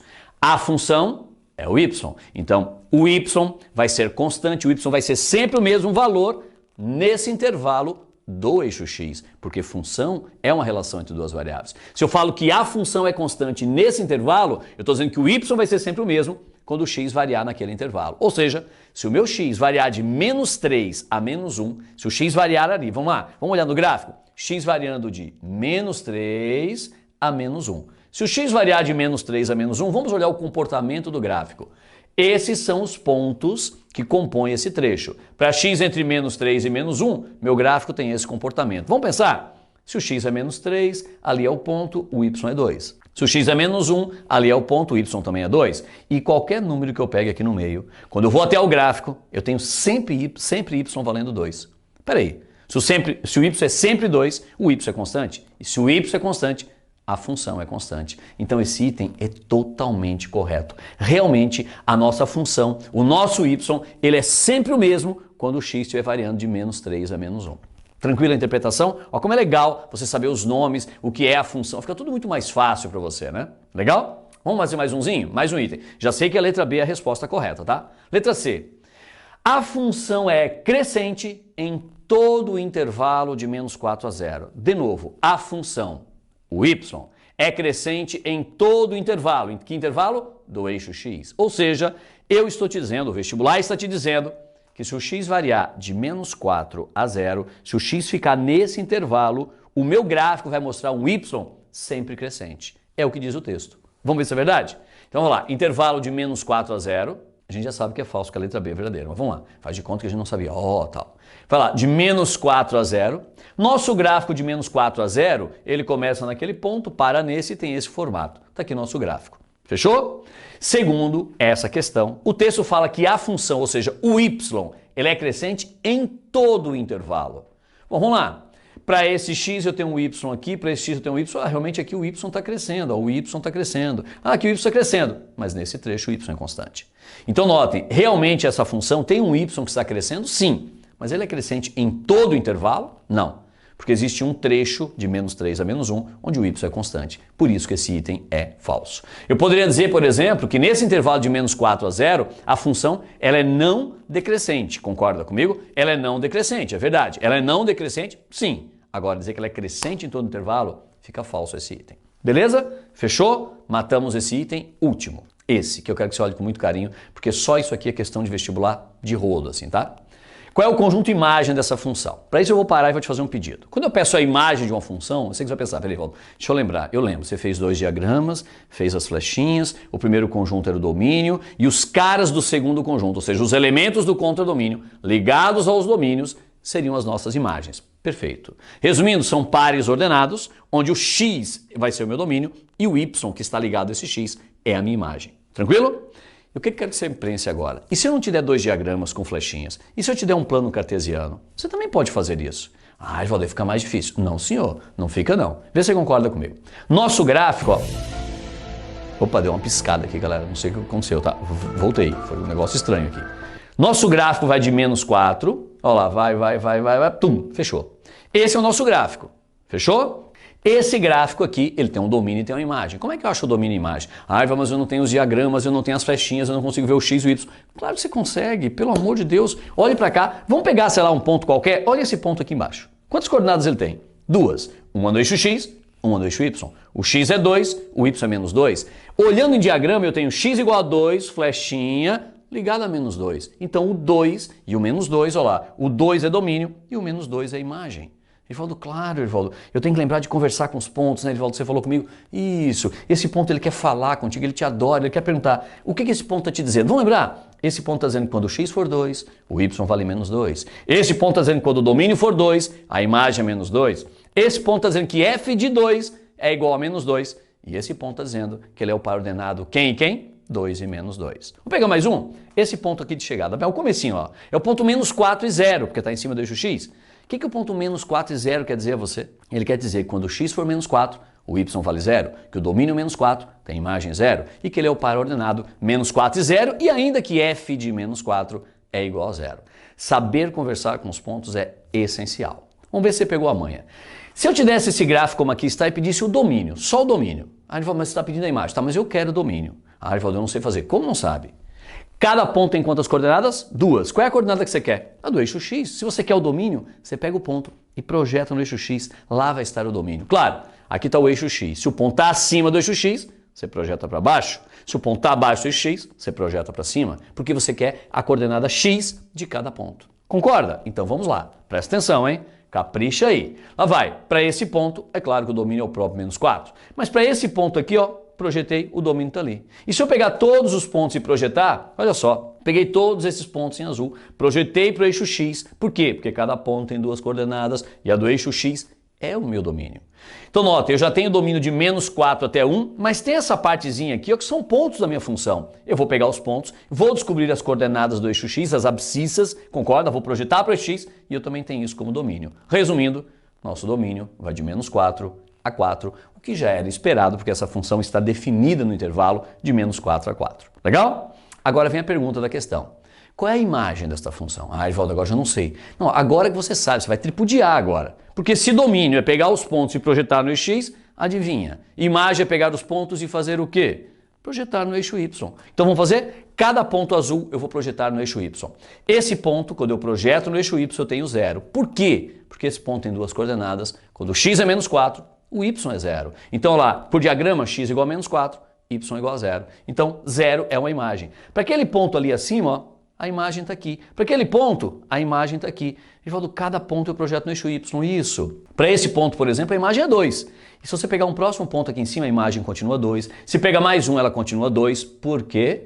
porque nesse trecho de menos 3 a menos 1, nós já vimos que a função é constante. Legal? Mais um pouquinho, para aquele ponto, a imagem está aqui. Para aquele ponto, olha que legal, para aquele ponto, o domínio é 0, o x é 0, o domínio é 0, mas a imagem é 3. E ele é o ponto mais alto. Opa, eu tenho algo para te falar. Se ele é o ponto mais alto do gráfico, é o ponto mais alto, é o ponto máximo. Se alguém te perguntar quem é o ponto máximo dessa função, ponto máximo é o ponto 0 e 3, ponto máximo. Mas se perguntarem qual é o valor máximo assumido pela função, por favor não erre. O valor máximo assumido pela função. Quando eu me refiro à função, me refiro ao y. Se eu quero o maior valor assumido pela função, eu quero o maior valor de y. Então, se alguém te perguntasse quem é o valor máximo assumido por essa função, sua resposta é que é o número 3. Legal? Agora é claro que eu vou pegar esses outros pontos em azul e também vou fazer o quê? Vou projetar para o eixo y. E se eu fizer isto, eu vou ver que isso tudo aqui é imagem, tudo aqui é imagem e que a menor imagem é menos 2. Resumindo, a minha imagem é um intervalo que começa em menos 2 e vai até 3. Porque se eu pegar todos os pontos que aqui estão e projetá-los para o eixo y, eu vejo que a imagem vai de menos 2 até 3. Fechado. Tranquilo? E se alguém te perguntar, quem é o ponto mínimo dessa função? Ponto mínimo. O ponto mínimo é esse, de coordenadas 2 e menos 2. Quem é o menor valor assumido por esta função? Por esta função, estou me referindo somente ao y, e o menor valor assumido pela função é menos 2. E podia ser a última pergunta assim, para que valor a função assume seu mínimo? Opa, peraí. Para que valor a função assume seu mínimo? Não esquece, função é a relação entre duas variáveis x e y. Para que valor de x, está subentendido na pergunta, para que valor a função assume seu mínimo? Para que valor de x a função assume seu mínimo? Para qual é o valor de x que ela assume seu mínimo? Para x igual a 2. Legal? São perguntas distintas, mas notem, todas elas podem aparecer para você. Essa questão, eu acho ela primordial para que você realmente entenda todos esses nomes que a gente tem e trata em função. Domínio, contradomínio, o que é se referir à função, raiz de uma função, ou seja, tudo que eu te falei aqui é extremamente importante para esse tópico chamado função. Legal? Fechamos aqui a questãozinha número 6, vamos para a próxima. Vamos agora a uma questão mais técnica, que tem uma frequência absurda em provas de vestibular. Não é tão frequente para Enem, mas é extremamente frequente em quase todos os vestibulares do país. Ou seja, eles te dão uma lei de formação, um pouco mais estranha de preferência, e pedem o valor da função aplicada a alguns números. Basicamente é isso. Então olha só, eu tenho uma função que vai dos reais para os reais, meu domínio são os reais, conta domínio todos os reais, não tenho restrição nenhuma, nem de domínio, e nem de conta domínio. O que acontece? A função é dada por duas leis, e aí você tem que saber ler. A sua f de x, o seu y, vai ser igual a 2x menos 1, e isso é uma lei de formação. Ou o y vai ser igual a x ao quadrado mais 3. Eu tenho duas leis de formação. Ele fala, mas eu uso a lei de cima, ou a lei de baixo, ou quando que eu uso a de cima, e quando eu uso a de baixo? Aí você vê nesse condicional C que tem aqui. F de x vai ser igual a 2x menos 1, quando x for um número racional. Aí você tem que lembrar o conceito de um número racional, desculpem. Então notem, você vai pegar y igual a 2x menos 1, você vai usar a lei de cima, quando no lugar do x você colocar um número racional. E você vai usar a lei de baixo, que é y igual a x ao quadrado mais 3, quando o y for um número irracional. Tem que lembrar esses dois conceitos. Baseado nisso, eu peço para você calcular o valor dessa expressão. Erivaldo, como é que faz isso agora? Vamos lá. Lei de formação aqui, guarde. Você tem que decidir sempre se usa de cima ou de baixo. E aí está a minha expressão. O que eu tenho que fazer? 3 vezes f de 5 meios. Esquece o 3, ele está multiplicando o valor que você vai achar da função e calcula só a parte que interessa. F de 5 meios. Você não vai errar minha primeira pergunta. Esses 5 meios, ele está ocupando o lugar do x. Então eu vou substituí-lo no lugar do x. Se eu pegar 5 meios e colocar no lugar do x, a pergunta clássica é, coloco em cima ou embaixo? Qual lei eu utilizo, Erivaldo? Aí você tem que saber se 5 meios é um número racional ou irracional. Vou relembrar rapidamente contigo. O número é racional quando ele deriva do quociente entre dois números inteiros. O número é racional quando ele é o resultado de uma fração de inteiros.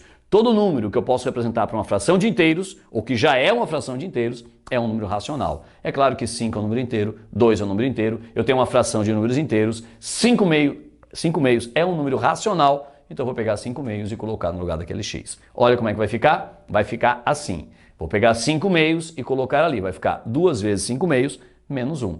2 vezes 5 meios menos 1. Notem que o 3 da frente eu só permaneci. Legal? Um colchetezinho para separar bem o que eu estou fazendo. Essa parte azul é f de 5 meios. Eu peguei 5 meios e coloquei no lugar daquele x. Tranquilo? Não dá para assustar, não dá para ficar... Nossa, não, tranquilo. Só tinha que lembrar que 5 meios era um número racional. Tranquilo a próxima, primeira parte? Vamos à próxima. F de raiz de 7, mesma questão. Tem um 2 na frente que você vai permanecer, e esse raiz de 7 é um número racional ou irracional? Se você achar que raiz de 7 é racional, você usa a lei de cima. Se achar que é irracional, lei de baixo. Edivaldo, de raiz de 7 é racional ou irracional? Bom, a raiz quadrada de 7 não é exata. Ela vai gerar o que a gente chama na matemática de uma dízima não periódica. Um número com infinitas casas decimais, mas que não tem um período de repetição. Esse tipo de número, essa dízima não periódica, é chamado de um número irracional. Isso na aula de conjuntos numéricos nós vamos estudar com calma. Então, raiz de 7 é um número o quê? Irracional. Se ele é irracional, eu jogo na regra de baixo. Vai ficar raiz de 7 ao quadrado mais 3. Confere, vou jogar na regra de baixo, olha como é que vai ficar. Raiz de 7 ao quadrado mais 3. Pô, Edivaldo, tranquilo, né? Só tinha que saber o que é racional e o que é irracional. Exatamente isso. Bora então? Lá vamos nós, agora é conta, né? Vamos fazer conta. Lá vou eu. 2 vezes 5 meios, cancelo 2 com 2, fica 5 menos 1, tá aqui dentro. E o 3 está lá fora. Aqui, raiz de 7 ao quadrado é 7. 7 mais 3 é o que vai ficar aqui dentro. Aí o resto é conta, né? 5 menos 1 é 4, vezes 3 é 12, 7 mais 3 sempre foi 10, vezes 2 vai te dar o 20, e a nossa resposta então será menos 8. Tranquilo? Só quero te mostrar uma questão que é definida por mais de uma lei. Quando ela é definida por mais de uma lei, você decide qual lei pegar de acordo com o condicional que aparece depois da vírgula aqui. Se isso, se aquilo. Às vezes a questão é assim, f de x igual a 2x menos 1c. X é maior que zero. Aí embaixo, se x é menor ou igual a zero. Nota que você complementa aí um outro e pega todo o conjunto dos reais, que era o conjunto de partida que eu tinha aqui. Legal? Então esse condicional pode mudar, mas a ideia é, a hora que eu vou calcular f de alguém, eu tenho que ver se esse alguém se enquadra no condicional de cima ou de baixo ou quantas tiverem aqui. Beleza? Questão clássica que você tem que saber fazer porque tem muita frequência nos vestibulares. Fechou? Bom, aí vem outra questão. Essa questão que vem agora, essa questão, ela é absurdamente clássica, né? Absurdamente clássica. Isso tem uma frequência em vestibular absurda, assim, o pessoal é apaixonado em cobrar isso. Que é o quê? Eles te dão uma lei de formação e pedem o domínio. Edivaldo, mas você fez com a gente já a questão em que eu tinha o gráfico e com o gráfico eu tinha que achar domínio. Beleza. Se eu tenho o gráfico e quero o domínio, eu pego os pontos do gráfico e projeto no eixo X. Eu acho o domínio. Se eu tenho 2 diagramas e quero o domínio, eu olho o conjunto de partida, também é fácil. Mas e se eu tenho a lei de formação? Como é que eu acho o domínio? E aí guarde isso. Quando alguém pede assim, determine o domínio das seguintes funções, ele está dizendo que elas são funções. Eu quero que elas sejam funções. Porque o que acontece? Quando eu peço domínio, não esquece, função é a relação entre dois conjuntos. Domínio é o conjunto de partida. Quando alguém te pede o domínio, está perguntando quem é o conjunto de partida? E o conjunto de partida é a casa da variável x. Ou seja, olha que legal, se eu peço o domínio, eu estou te perguntando quem é que o x pode ser. Ah, o x pode ser quem? Quem é que o x pode ser? E é você que vai dizer, para essa função, o x pode ser qualquer real. Então você está dizendo que o domínio são todos reais. E aí, se você está dizendo isso, você está dizendo que qualquer real que você pegue, você vai ter sempre um único valor de y lá. É isso que você tem que ter. Tudo bem? Vamos, hora de fazer a questão então. Já entendeu o que é? Hora de resolver isso aí. Vamos pegar a primeira função que é esta. E eu quero o quê? O domínio. Lembrando que função é uma relação entre dois conjuntos, domínio contra domínio, casa de x, casa de y. E quando eu peço o domínio, desta função, eu estou falando do primeiro conjunto.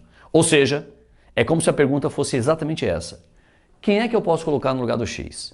Se você achar que esse x pode ser qualquer real, você fala que o domínio são todos reais. Perguntinha rápida para você. Você acha que esse x aqui pode ser qualquer real? Pensa ali, olha ali a lei. Será que aquele x ali pode ser qualquer real? Edivaldo, não, Edivaldo, porque tem uma fração. Boa. Edivaldo, quando tem uma fração, não pode dar zero embaixo. Ótimo. Então o que você vai me dizer? Que essa parte de baixo, esse 3x menos 6, o denominador da minha fração, ele não pode dar zero. Aí você escreve aqui, 3x menos 6, você tem que ser diferente de zero. Você pega o 3x menos 6 e conversa com ele. Você pergunta, 3x menos 6, você quer ficar embaixo? Ele vai falar, poxa, é meu sonho ficar embaixo de uma fração. Aí você fala, olha, 3x menos 6, se você quer ficar aí embaixo, você tem que ser diferente de zero. Converse com a matemática, fica tudo mais fácil. E fala, poxa, eu compreendi, meio louco aí, mas eu compreendi. Aí você isola o x, vai ficar 3x diferente de 6, divide os dois lados por 3, x diferente de 2. O que você descobriu? Que para que essa expressão de baixo seja diferente de zero, o x tem que ser diferente de 2. Ou seja, quem é o seu domínio então? O domínio são todos os reais? Não. O domínio pode ser qualquer número real, desde que ele seja diferente de 2. E aí você escreve isso, que o domínio é um conjunto formado por qualquer número real, tal que esse número seja diferente de 2. Então, quando você escreve isso, você está dizendo quem é que o x pode ser. Aí, de repente, você fala assim, tá, mas peraí, E se eu falar que o domínio dessa função é formado por x que pertence a reais, tal que x é maior que 10? Porque se eu falar que x é maior que 10, Erivaldo, ele vai ser diferente de 2. Isso não pode ser o domínio? Pode. Isso pode ser o domínio. Pô, ele falou, mas aí como é que eu sei qual é o domínio? Quando alguém te pede o domínio, eles querem o domínio mais amplo, tá? Não fala-se isso, alguns vestibulares falam, mas são raríssimos. Se o cara fala assim, acha o domínio da função, eu quero o domínio mais amplo. A maior quantidade de valores que eu posso assumir para x. Então pedir o domínio é pedir o domínio mais amplo. E é claro que eu espero que depois de tudo isso, você tenha se tocado de uma coisa. Ele falou, no fundo o domínio, quando me dão uma expressão, é ver a condição para que essa expressão exista. É isso aí. Domínio é condição de existência quando te dão a lei de formação. Te deram a lei de formação, você vai ver qual é a condição para que aquela lei exista no universo dos reais e aí você tem o domínio da sua função. Tranquilo? Vamos ao próximo. Letra B. Acho que agora tá craque. Mesma história, é uma função com radical, é um radical de índice par. Radical de índice par é problema, porque dentro não pode dar um tipo de número. Se fosse uma raiz cúbica, poxa, domínio todos reais. Quando eu tenho raiz cúbica, dentro pode dar positivo, pode dar negativo, pode dar zero, não tem problema nenhum. Mas nesse aqui, eu tenho que tomar cuidado. Vamos lá então? Trouxe a mesma brincadeira para você lembrar, que eu estou te pedindo domínio. E se eu peço o domínio, eu estou pedindo exatamente o quê? A casa de x. Eu quero saber quem é que o x pode ser. Isso tem que estar claro para você. Aí você vai aqui ver, esse x pode ser qualquer real. Você já está vendo que não, né? Porque tem um radical de índice par. Diga, que tipo de número não pode ter dentro de um radical de índice par quando eu estou no universo dos reais, que é onde estão as nossas funções aí de ensino médio? Você pode me dizer? Ele falou dentro de um radical, não pode ter número negativo. Beleza. Então esse 2x menos 10 não pode ser negativo. Se não pode ser negativo, então tem que ser positivo. Calma. Não ser negativo não significa ser positivo. Não ser negativo significa ser positivo ou igual a zero. Então esse 2x menos 10 tem que ser maior que zero, que é ser positivo, ou igual a zero. Aí vai ficar 2x maior ou igual a 10, né? Somei 10 dos dois lados, divide os dois lados por 2, fica x maior ou igual a 5. E o que você escreve? Que o domínio dessa função é um conjunto. Um conjunto formado de números o quê? Reais, desde que esses números reais sejam maiores ou iguais a 5. E aí nós fechamos esta brincadeirinha de domínio. Legal? Só para fechar, ele falou, e se esse radical estivesse embaixo da fração? Bom, aí nós temos um problema duplo. Esse 2x menos 10 estaria dentro de um radical e tem que ser maior ou igual a zero. Mas se está embaixo da fração, ele não pode ser zero. Então aqui ao invés de botar maior ou igual a zero, seria só o quê? Maior que zero. Tá vendo? Eu combinei as duas coisas e aí também combino as duas condições de existência. Um é ser diferente de zero, outro é ser maior ou igual a zero. Se eu combinei as duas, ficou o quê? Maior que zero. Ficaria 2x menos 10 maior que zero, repito, se esse radical estivesse embaixo de uma fração, fosse denominador de uma fração. Legal? Só mais uma diquinha. Se você pegar funções polinomiais, nós vamos estudar para frente, função do tipo do primeiro grau, segundo grau, terceiro grau, quarto grau, aí nessa o domínio são sempre todos reais. Não tem nenhum problema de restrição, não há problema de condição de existência. Mas em função que tem a radical de índice par, função que tem a fração, eu tenho problema. E depois, claro, tem funções logarítmicas, tem outras que a gente vai estudar que também tem condição de existência. Legal? Fechamos a questãozinha, você entendeu bem? Espero que sim, que você esteja entendendo claramente as coisas, que não tenha nenhum tipo de decoreba, que tenha uma compreensão total desse tópico. Legal? Agora vamos a uma questão discursiva da Universidade Federal de Santa Catarina. Questão legal, tá? Tem dois pedaços, uma parte mais tranquila, interpretação de gráfico, e uma outra também interpretação de gráfico, mas aí já com lei de formação, com equacionamento, uma questão mais elaborada. Vamos lá? Passo a passo, lendo a questão diz assim, nos últimos meses, a imprensa tem veiculado várias reportagens a respeito do aumento do número de focos de queimadas no Brasil. As notícias chegam à população em um clima alarmista e preocupante. O Instituto Nacional de Pesquisas Espaciais, o INPE, tem apresentado resultados do estudo a respeito desse tema. Resumindo, essa parte aqui é informativa, mas não nos trouxe nada muito relevante em termos de resolução da questão. Aí a gente vem para o próximo passo, já aparece um gráfico e a gente já tem que interpretar. Vamos olhar o gráfico primeiro? Eu tenho aqui um eixo X, que parece ser os anos, 2009, 2010, e aqui eu tenho um eixo Y, que me diz exatamente o número de focos de queimada. Então dá para ver, por exemplo, que aqui em 2009 eu tive 21.782 focos de queimada. Certo? E aí você vai fazendo para cá. Já em 2019, eu tive 51.984 focos de queimada, comparando esse com esse, cresceu absurdamente. Concorda? Está aqui nosso gráfico bem desenhado, teve um período aqui, né, que ficou meio estável, aqui subiu de novo, aqui teve um pico. Resumindo, você interpreta só olhando rapidamente. Agora eu vou ver o que a Federal quer. A Federal Santa Catarina fez uma pergunta. Ela vai dizer assim, no gráfico da figura 1, que é este, mostra os números de focos de queimadas registrados de 1º a 31 de agosto em todo o país de 2009 a 2019. Então notem, Esse aqui é o número de focos de queimada entre 1º de agosto e 31 de agosto de 2009. Já esse é o número de focos de queimada também de 1º de agosto a 31, desculpem, de 1º a 31 de agosto, também nessa mesma data. Tranquilo? Só para a gente entender o que diz o gráfico. Não tem pergunta nenhuma ainda. Beleza? Vem a pergunta. Com base no gráfico acima, aquele que eu te mostrei, determine o percentual de aumento do número de focos de queimadas do ano de 2018 para 2019. E você vai ver no gráfico que de 2018 para 2019 teve um aumento. Ele quer saber o aumento e esse aumento ele quer em percentual. Aí diz assim, apresente seu resultado na forma percentual e não utilize arredondamentos. Então não é para arredondar, é para dar exatamente o número que você vai achar. Ah, aumentou 7,5%, bota 7,5%. Aumentou 43,78%, você coloca 43,78%. Legal? Não é para arredondar e a resposta tem que ser em percentual. É uma prova discursiva, você tem que obedecer os comandos, tá bom? Muito bem, vamos agora então fazer o seguinte, eu tenho que ver a variação de 2018 para 2019, já falamos sobre isso, e também exatamente aquela parte que eu te falei que tem que ser em percentual e obviamente não utilizar arredondamento. Vamos embora? Gráfico aqui na tela para você e lá vamos nós. O que nós vamos fazer agora? Olhar 2018 e 2019, o resto do gráfico não interessa. Vamos ver 2018? 22.800 focos. Em 2019, 51.984. Aumentou muito, mais que dobrou, você está vendo aqui, concorda comigo? Ó, mais que dobrou. Se mais que dobrou, primeira conclusão. Se dobrasse, eu teria um aumento de 100%. Se mais que dobrou, é mais que 100%. Tranquilo? De cara você já tem que ter essa noção. Se as suas contas der 56%, já está errado. Porque não pode dar 56%, porque você vê nos números que daqui para cá, mais que dobrou. Dobrando daria 44, 45 mil, está em 51. Mais que dobrou, vai dar um aumento maior que 100%. Você já tem que ter isso em mente. Pô, Edvaldo, verdade, legal ter essa noção. Aí vamos lá. Para descobrir esse aumento, de repente você vai fazer regra de 3, né? Tem muita gente que faz regra de 3. Ah, esse valor corresponde a 100%, a diferença corresponde a X%, eu descubro quanto que aumentou. Beleza, você pode fazer uma regra de 3. Repetindo, esse valor seria meu 100%, a diferença entre os dois seria o que aumentou, você chama de X% e faz a regra de 3. Ou você pode trabalhar com índice, né? Em porcentagem é uma maneira muito mais fácil. Quer ver? Você tem algum produto que custa R$100. Se esse produto custa R$100, se você multiplicar por 1,2, ele vai para R$120. O que aconteceu quando você multiplicou por 1,2? Passou de 100 para 120. Aumentou quanto? 20. Aumentou 20%. Então que legal, quando você multiplica por 1,2, você está aumentando algo em 20%.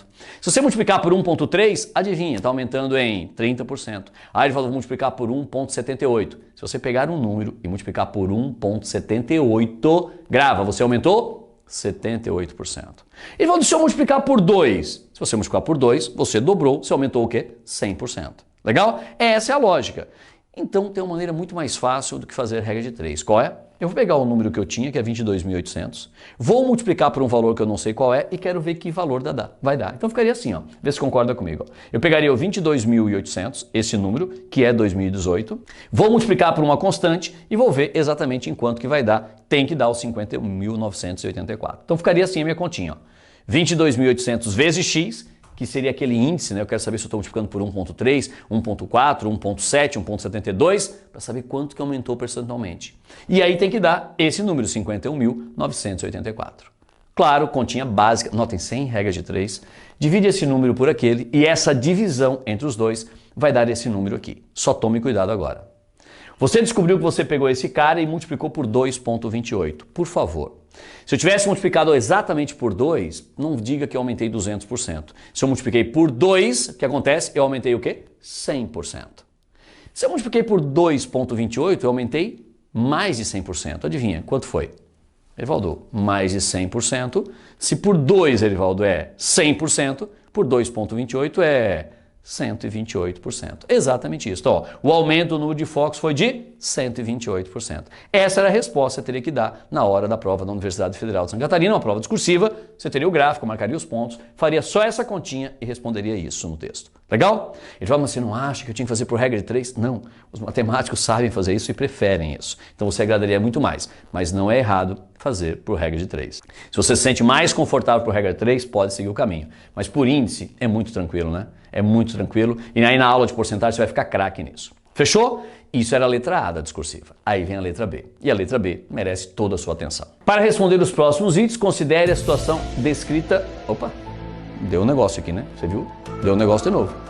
Eu tô louco ou tá aparecendo aqui? Não, tá aqui. Voltou. Vamos ver? Ó. Ué, Bruno, você vai ter que dar uma olhada nisso aí agora. Agora vamos fazer a letra B dessa questão discursiva, tá? Aí o texto fala assim, ó, para responder a próxima questão, o próximo item, você deve considerar esse texto. Então nós vamos ler o texto com carinho, porque eu tenho que olhar o texto para fazer a próxima questão, tá bom? Então notem, aquilo que foi falado na primeira etapa, por enquanto eu vou desconsiderar. Ele quer que considere esse texto. Numa floresta, foi identificada uma situação de queimada, em que o fogo se alastra inicialmente de forma exponencial. Vamos estudar esse tipo de função mais à frente, tá? Bom, cresce muito rápido, exponencialmente. Depois a gente fala mais sobre ela. Com o combate realizado pelo Corpo de Bombeiros, o fogo foi controlado parcialmente. Então teve um momento que o fogo foi controlado por um certo período, de maneira a não expandir a área devastada. Então eles controlaram o fogo e não expandiu mais a área devastada. Muito bem, vamos à leitura. Porém, em função das condições climáticas, o fogo volta a se alastrar, desta vez devastando a região de uma forma linear. Então notem, tinha uma devastação que era exponencial, aí depois ficou um tempo sem devastar nada, né, que eles controlaram, e depois começou novamente e aí de uma forma linear. Muito bem. Decorridas N horas, M, não sei quantas, horas após o início do foco de queimada, de incêndio, o fogo foi totalmente controlado. Então, após M horas, foi totalmente controlado o fogo, a queimada, tá bom? O gráfico da figura 2, virá um gráfico para você, apresenta a evolução da área devastada em função do tempo. Área em função do tempo. Área devastada em função do tempo. Se pensássemos em diagrama, área em função do tempo. Área em função do tempo. Conjunto dos tempos, conjunto das áreas, e aí vai ter uma relação por uma certa lei de formação. É isso, tá? Vamos continuar então? Lá vai. Próxima.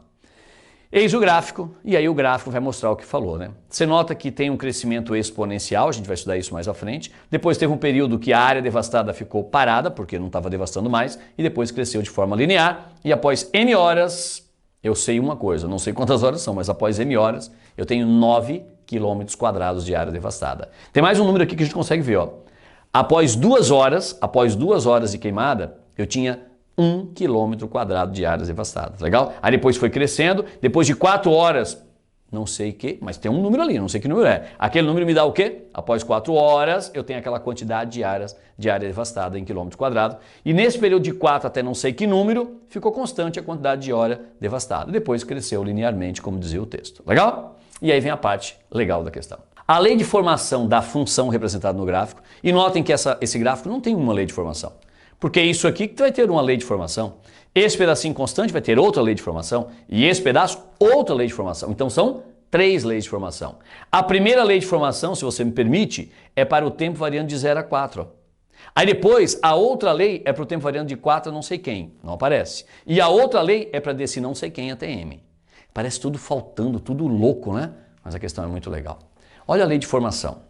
Edivaldo, meu Deus, Edivaldo. Não. Primeiro que está colorido, está bonito. Segundo que, olha que legal, a sua função ela é dada por uma função exponencial, por uma função constante e por uma função linear. São 3 leis de formação. E como eu já te falei anteriormente em outra questão, o C, depois do C vem o condicional. Ou seja, eu vou usar a lei de formação azul quando eu tiver o x variando de 0 a 4. O x de 0 a 4, o x pra gente, é o nosso tempo. Mas a Universidade Federal de Santa Catarina usou essas letras, eu estou usando as mesmas, tá bom? Então notem, o x de 0 a 4, de 0 a 4 eu vou usar essa lei de formação. Ou seja, todos os pontos que estão nessa curva exponencial têm que obedecer essa lei de formação. Isso é muito importante. Então esse ponto que diz que x igual a 2 tem y igual a 1, a hora que eu vir nessa lei azul e botar x igual a 2, eu tenho que ter y igual a 1. Assim como se eu pegar esse ponto 0, 0 e botar nessa lei azul, quando eu trocar x por 0, o y tem que dar 0. Ah, Erivaldo, eu acho que eu já estou entendendo o que vai acontecer. Que bom. Aí depois a função f de x é igual a k, ou seja, o y fica constante. Quando o x varia de 4 até 5, exatamente até 5 e maior que 4. Ou seja, eu já sei uma coisa, né? Se a função vai ser constante, vai ficar igual a k num certo intervalo, e esse intervalo é de 4 a 5, aqui está o 4, eu sei que aqui é 5 já. Eu já sei que aqui vai ser o númerozinho 5. Notícia legal, porque a gente não tinha esse número. Legal? E depois, claro, quando x for acima de 5 até m, acima de 5 até m, ela tem um crescimento linear dada por essa lei de formação. Tranquilo? A primeira parte era você não ter medo de interpretar e ver que eu tenho 3 fatias, 3 gráficos no mesmo plano cartesiano, juntos formando uma única função, obviamente, mas definido por 3 leis. Entendeu tudo isso? Bora para frente. Curva exponencial, como eu te falei, vamos falar de pontos. Esse ponto é conhecido, quem é? 0, 0. Vou marcar lá, tá? Eu tenho um ponto conhecido, vou marcar, vou pegar as informações, conversar com os pontos. Esse ponto aqui é conhecido, é o ponto quem? 2 e 1, é conhecido também. Quando o x é 2, o y é 1, claro, aqui seria, né, tempo e área, mas se ele está chamando de x e y, vamos trabalhar com a mesma linguagem. Muito bem, já tenho 2 pares ordenados conhecidos, me acompanhe. Você concorda que aqui tem uma partezinha que é constante? Eu já estou vendo. E essa parte constante é da função verde. Esse ponto aqui tem 2 coordenadas, a coordenada do x ele falou não sei quem é, sabe? Porque o intervalo constante é de 4 a 5. Então aqui eu já sei que é 5. Eu não tinha essa informação, agora eu tenho. E quando o x for 5, quem vai ser o y? O y vai ser k. Porque x variando nesse intervalo, o y é sempre k. Então eu sei claramente que lá vai ser quem? Vai ser k. Tranquilo? Fechou até aqui? Estou só pegando as informações e colocando no meu gráfico. Estou me divertindo aqui. Espero que você também. Olha que legal agora a informação que eu vou te dar. Tá vendo aquele ponto azul? Ele tem 2 coordenadas. Quando o x for 4, o y é k. O ponto é 4 e k. 4 e k. Marquei aqui. E esse ponto 4 e k, ele satisfaz a essa lei. Concorda comigo? Ó? Porque o x igual a 4 está nessa lei. Então o ponto 4 e k pertence à parte azul. Fechou? Questão bonita, hein? Próximo. Linhazinha vermelha e lá vou eu com você. Esse ponto aqui, ó. Eu botei uma bolinha aberta. Por quê? Porque uma bolinha aberta para a parte vermelha? Porque o x igual a 5, o x igual a 5 pertence à parte verde e não à parte vermelha. Mas você pode considerar isso, tá? Bolinha aberta no 5, quando o x for 5, o y tem que ser k. Mesmo esse ponto não pertence a essa parte, mas eles coincidem, ou seja, esse ponto obedece às leis, tanto verde quanto vermelha. Legal? Então aquele ponto ali seria 5k. E lá, obviamente, em cima eu tenho um último ponto, que é o ponto quando o x é m, o y é 9, é o ponto m e 9. Tranquilo? Ó, m9 eu marquei lá também. Com essas informações, com essas letras, eu posso fazer o que eu quiser. Eu só coletei os dados para você. Hora de nós efetivamente resolvermos. Aí vem a pergunta. Determine em quilômetros quadrados, já sei que eu quero área, já sei que eu quero o valor de y. Determine em quilômetros quadrados a área devastada pelas queimadas decorridas exatamente 4,6 horas depois do seu início. Tá fácil, hein? 4,6 horas é tempo, é no eixo X que você olha. Vamos lá, onde é que ficaria 4,6? Deixa eu ver. Ah, depois do 4 e antes do 5, ficaria aqui. E aí tá fácil. Se o X aqui é 4,6, o que acontece? O meu Y é K, lembra? É só achar então o quê? Quem é o K. Se eu e você, se nós acharmos e descobrirmos quem é o K, acabou a nossa questão. Então vamos para a guerra. Você entendeu? Quando o X for 4,6, 4,6 fica aqui no meio, ele vai ter um Y e nós já vimos que aquele cara é K. Nossa tarefa aqui é uma só, achar o valor de K. Mas não pense que vai ser a coisa mais óbvia do mundo, tá? Lá vamos nós. Gráfico todo bonitinho novamente, 4,6 está aqui, ali vai estar o K, como eu já tinha te falado. Hora de começar a diversão. Ele falou, o que você fez? Eu peguei essa lei de formação só. Só essa lei. E com essa lei eu vou matar minha questão. Quer ver? Essa lei me diz que esse ponto é 0 e 0. E se o ponto é 0 e 0, eu posso substituir 0 e 0 na minha lei. O que o ponto 0 e 0 me diz? Que quando o x for 0, o y tem que ser 0. Quando esse x for trocado por 0, esse y tem que ser trocado por 0. Olha, ó. Só fiz o que mandou. O ponto está me dizendo isso. O ponto tem que obedecer à lei de formação que me deram. Essa foi a lei de formação que deram. Era uma das 3. Era a lei de formação azul. Está aqui. Eu só troquei x por 0 e y por 0. Mas eu tenho mais um ponto conhecido, o ponto 2 e 1. É claro que eu vou pegar o ponto 2 e 1. Aí vou fazer o quê? Eu vou pegar x igual a 2 e colocar no x. E vou pegar y, não esquece que f de x é y, tá? E vou trocar por 1. Ó, fiz o que você imaginou que eu faria. E é claro que você está olhando dizendo, Erivaldo, entendi, né?